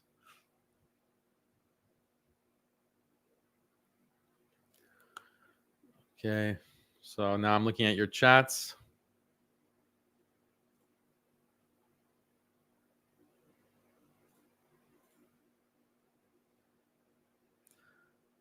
Here we have from Muhammad, Jazakallah khair for your super chat. I love you for the sake of Allah. We support you. Your stuff needs to spread like wildfire.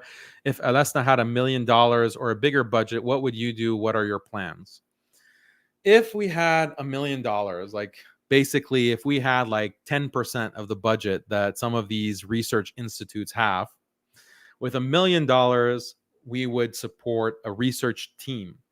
And this research team would be dedicated to bringing the best type of research on liberalism, on the history of genocide against the Muslim world, would bring the best research and materials. Like we would write books, we would publish articles on, look at the history, look at the Muslim Genocide Awareness Project, our MGAP project. So far we've had 2 videos looking at how liberalism has promoted genocide against the Muslim world. Muslims are often portrayed as these aggressors, as these barbaric people, when in reality, we have been the biggest victims of genocide in the past 2 or 3 centuries. But a lot of this information is buried in books and it's not advertised, it's not promoted.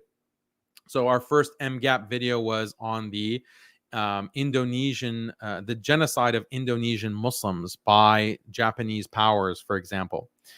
Did you know that Indonesian Muslims were being genocided? Over 3 million Indonesian Muslims were killed. Or look at the actions of the liberal colonial powers in French Algeria against Algerian Muslims. Over 6 million Muslims, Algerian Muslims, genocided over the occupation of Algeria and colonization of Algeria. Do you have like an awareness of the crimes that were committed by these colonial powers? People don't know this information. Muslims don't know this information. And this is what allows these Islamophobes to continue to promote the lie that Muslims are barbaric or Muslims are aggressors. In reality, we've been the biggest victims.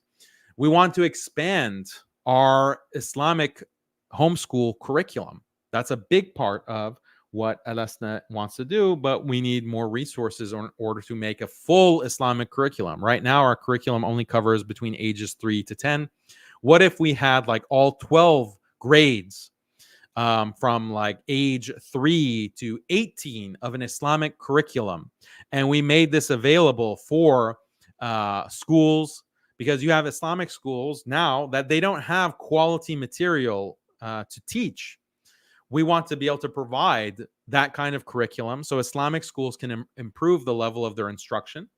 And then you can have Sunday schools use it. You can have parents use it for homeschooling. You have like this fully fledged Islamic curriculum that is actually consistent and based on Quran, because that's our whole model, a Quranic homeschool curriculum.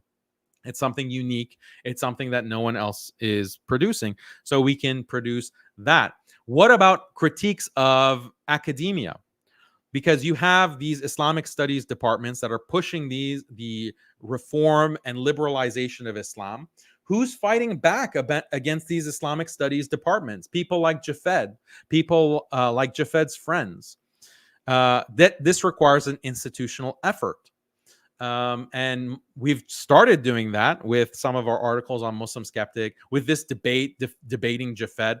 Like, what happens when you have your Muslim son or daughter come to you and say, oh, Baba, I don't believe in hadith anymore because, you know, this Harvard professor says that hadith are fabricated. So what resources do you have to counter that Harvard academic? Ask yourself that question. Muslim Skeptic is producing a debate with all of these citations to debunk this academic attack against Islam. We can expand those efforts. We can systematize those efforts. And on and on. There's so many projects that we have that we want to pursue, but it requires resources. And look at the kind of material that Muslim Skeptic produces. If you think this is unique material, if you think this is beneficial, if you think this is impactful, then support our work. Like, every dollar that you spend is going towards this work. So please support us if you find value in it. If you don't think there's any value, you think this is all just clout chasing and we're just doing entertainment for likes, then don't support us. Give your money to a compassionate imam to tell you that Islam means peace and Islam came to give women their rights. If that's the message that you think is so needed in our world today, not enough people know that Islam means peace, then go ahead and give your dollars to compassionate imams and or MPAC, you know, if you think that that's going to be more beneficial. So Jazakallah khair, Sister Kim, for your super chat. Please send my salams to Khalid. Her articles on how she raises the kids and the values she instills in them is an inspiration to stay-at-home mothers like myself. May Allah continue to bless your household. Ameen. Thank you so much, Sister Kim. This is Brother Furqan saying the Islamic Emirate of Afghanistan is the only country that's independent and free from the clutches of liberalism. It's sad that no Muslim country has recognized the Emirates yet. Yeah, that is a shame. Countries don't recognize another Muslim country that is standing for traditional Islam. I agree. Let's see. Brother Famo says, Assalamu alaikum, Brother Daniel. May Allah bless, preserve, and protect you. I know this is irrelevant to today's stream, but how far along is episode 4 in completion? So we are working on the intro. You can also call it a trailer but the video team is working on the intro and making a really fire introduction for the episode. And then I'm reworking the script and I'm trying to make it, because there's a lot of information that we're trying to pack in this episode. It's probably going to be like a 35 to 45-minute episode. And we want to make it exciting and entertaining so that you get the best information, but it has an emotional impact. And it's hard to do that sometimes, because if you're too academic, it becomes dry and boring. And we don't want a boring episode. So I promise, inshallah, it's coming. Please make dua for us.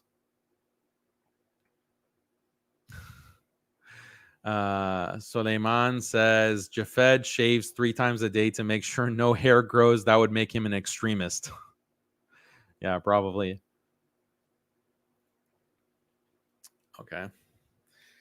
So let's see. What else is left to say? So yeah, it's just about 3 hours. So let me point out this Ayatul Kursi. Ayatul Kursi.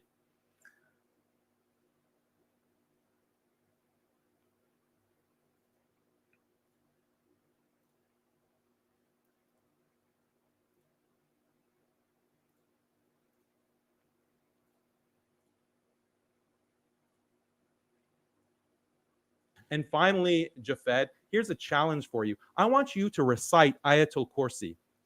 Prove that you're actually a Muslim. Recite the Quran. Recite Ayatul Kursi for the audience and show that you can actually recite part of the Quran. I think the audience needs to understand whether you claim to be an Islamic scholar. So prove that by actually reciting from Ayatul Kursi. I think that would be a good demonstration for the audience. Or, stay silent and ignore it. Go ahead. Go ahead, Javad. The floor is all yours for 2 minutes. So many lies. What can we do? Let's start with wigger. I never said that this was an anti-white slur. You wouldn't do that. You love white people. You repeatedly said, I love white people. All right. You said wigger is an insult against black people. You're accusing white people of acting black. Please tell us what you mean by that, Daniel. You've implied that too about Imam Suhaib Webb. Please tell us what you mean by what does it mean to be black? And why didn't you push back against when they said that black people are more criminal? Why didn't you disagree? I actually lead Jummah khutbahs. So yes, I do read the Quran and have memorized surahs of the Quran. I actually took study. No, I'm not your monkey and I'm not going to do it. And the reason, because you can't. Hey, stop interrupting. Hey, does someone know this Jummah prayer that he supposedly leads? I'd love to see a recording of that. I'd love to see a khutbah from Imam Jafed giving a khutbah and leading prayer. The guy can barely recite Surah Al-Ikhlas. I want to see him give a khutbah. I think maybe he thinks that if you just talk to a group of people, that counts as Jummah prayer. Does he know the actual requirements for Jummah? It's not just a speech, Jafed. It has requirements. So imagine a kafir leading you in Jummah. Anyone who is praying, if this is true, he leads Jummah prayer somewhere, some hole, then please redo your prayers. They don't count. You're praying behind a kafir, murtad. So that's a public service announcement. James, he's interrupting right now. Okay. Like I told you, if you want to speak in Arabic, we can have the rest of the conversation in Arabic. I do. Okay, you're muted. So, I'm not your monkey, and I'm not going to just recite on command. And the reason why. Says reasoning, I'm not a monkey. I'm not going to recite on command.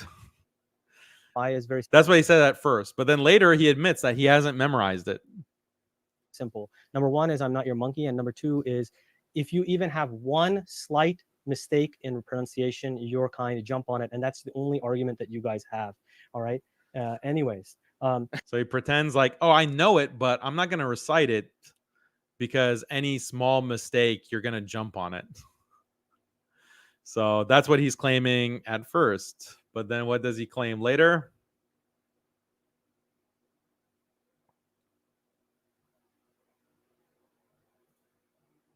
So let me explain why Muslim skeptic or Alasna are non-profits. Because when you are a non-profit, you have to abide by certain regulations, which includes disclosing the legal names of the people who are volunteering for you or working for you. This war on terror, you have a Fed organization, risky, dangerous work. In those debates, and then there was another second word of Ayatul Kursi. Can you give me the second word? Allah, I gave you the first word. What is the second word of Ayatul Kursi? Do you even know what Ayatul Kursi is? How many rakat in Surah Al-Fatiha, Jafed?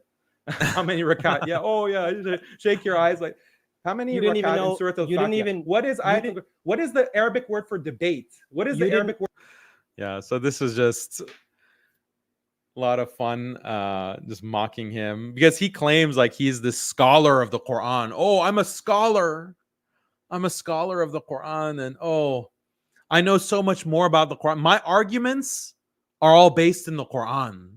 This is what he was saying in the previous debate and in this one. Oh, I'm a scholar. I'm just so knowledgeable about the Quran more than these fundamentalists. These traditionalists don't value the Quran like I value the Quran. Reformists are the ones who really love the Quran.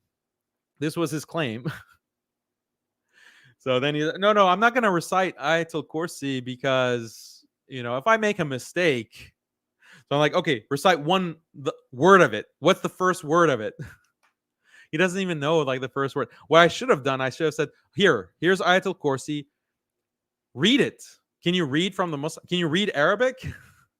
Can you read like any 5-year-old or a 6-year-old can read from the Mus'haf? Can you actually read Arabic from the Mus'haf? That's why I should have challenged him on, but I didn't. I just asked him to read the first word or the second word, and he couldn't do it. Because then later he admits that, how many ayat in Ayatul Kursi? Yeah, that's what I also should have said is like, okay, Jafed, you always cite there's no compulsion in religion. La ikraha fid din. What is the verse that precedes La ikraha fid din? Do you know which ayah is before that? There's no compulsion in religion. What is the verse immediately before? That's why I should have tested him on. Because I guarantee, like, let's say 99% sure he doesn't realize that Ayatul Kursi is immediately before La ikraha fid din in Surah Al-Baqarah. So, yeah.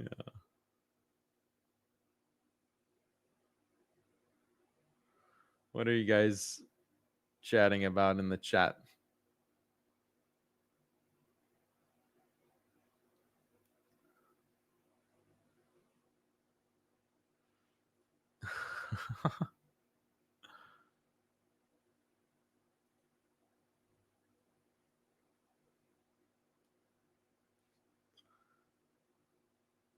What are you guys saying? You guys are having arguments. I can't follow your arguments in the chat.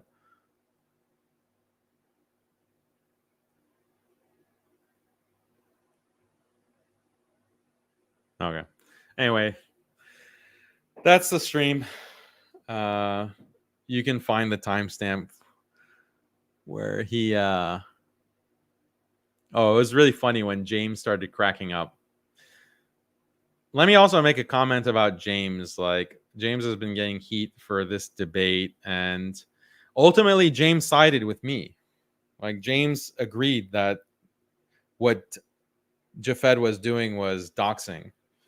So I think James is a great moderator, and I appreciate his efforts. So I don't think he was biased in this debate. So no one should attack James because of this debate. Ultimately, he sided with me. And then he was even cracking up at one point in the debate. Here, watch this. Let me respond. JN says, Let me respond. Daniel, really fast. Go ahead. Yeah, really respond. White nationalists at least have the decency not to post pictures of my children in the debate. That's why it doesn't need a moderator. Unlike you. Public profile blurred to show the grift this one from you and Ola who are part of my 2-year-old was grifting. Blurred. My 3-year-old was grifting. I hate to do this. JN says, shout out. Thanks for your kind words, JN. That means a lot. Thanks Thea Vasconcelos, thank you for your kind words as well. Now we're in the phase of when the stream restarted. Zaid Barakat says, don't report modern day debate. Don't let Javad the snake escape. Wow. See? The faces you guys have made tonight. Dr. Just kept Dr. cracking Omar up. Muslim Thea says, I paid for 2 previous super chats. Will yes, they will be asked. M Sheikh says, nobody is listening to your garbage, Jafed. Attacking and insulting people's wives and kids. You might be getting a PhD, but what you need is manners. I'll give you a chance to respond, Jafed. I never attacked his kids. Javad, I'm sorry. He's dishonest. Dan likes to name call, and he name calls. Oh, look at this sad. Jafet is so sad. Oh man, James just cracked up in the middle of this, and I think James called Jafet too. Like he slipped it, called him Jafet. Imams, muftis. Like, I don't know if maybe people who are from overseas, they don't know, but pig is, if you like work with the police, you work with the authorities, especially like in a way that is you're cracking down on your own community, then you're a pig basically.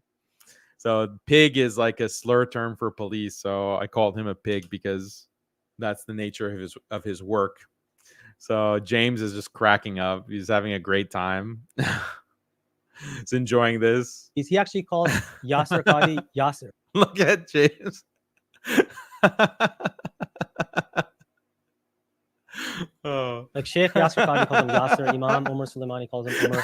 He's a very disrespectful man. On a first name basis with everyone.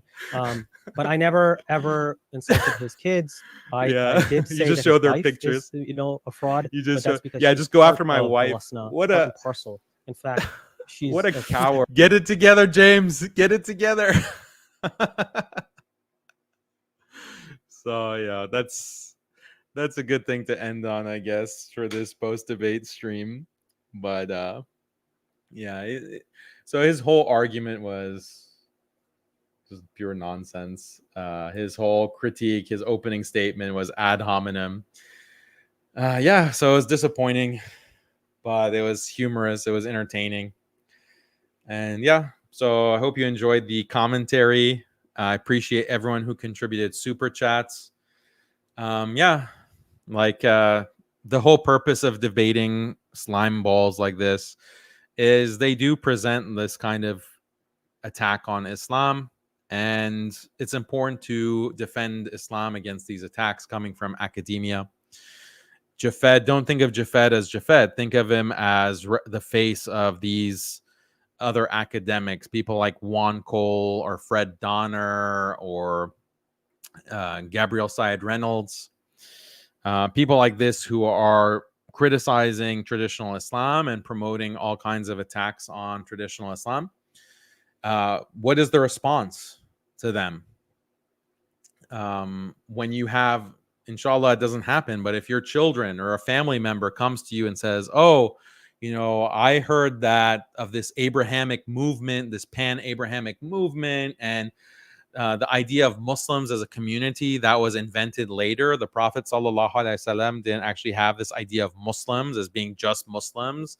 Actually, there was all Abrahamic faiths were included as submitters or as believers.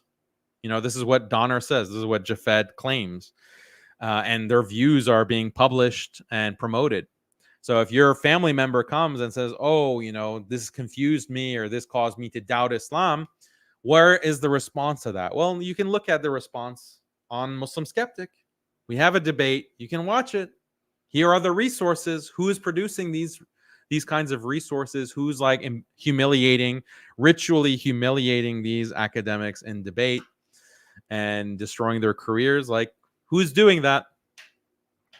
So I appreciate you guys supporting us on our efforts. Please make dua for me. Make dua for Khalid, because poor Khalid has been attacked, in this kind of way. But she's strong, mashallah. It takes more than some low life to talk about her in a debate to get her out. But make dua for Khalid, make dua for my family, make dua for the whole Muslim Skeptic team, because we work very hard to bring this kind of material to you. And make dua for the ummah. We are, mashallah, strong and uniting on the haqq. And I think that I'm very optimistic about the future as we continue to critique and dismantle this liberal beast, this liberal monster of secularism and feminism, so forth. So, alhamdulillah for that. Jazakumullah khairan. And we will catch you on the next stream. A lot of exciting things coming on our channel, inshallah. Catch you on the next one, bi'idhnillah. Assalamu alaikum wa rahmatullahi wa barakatuh.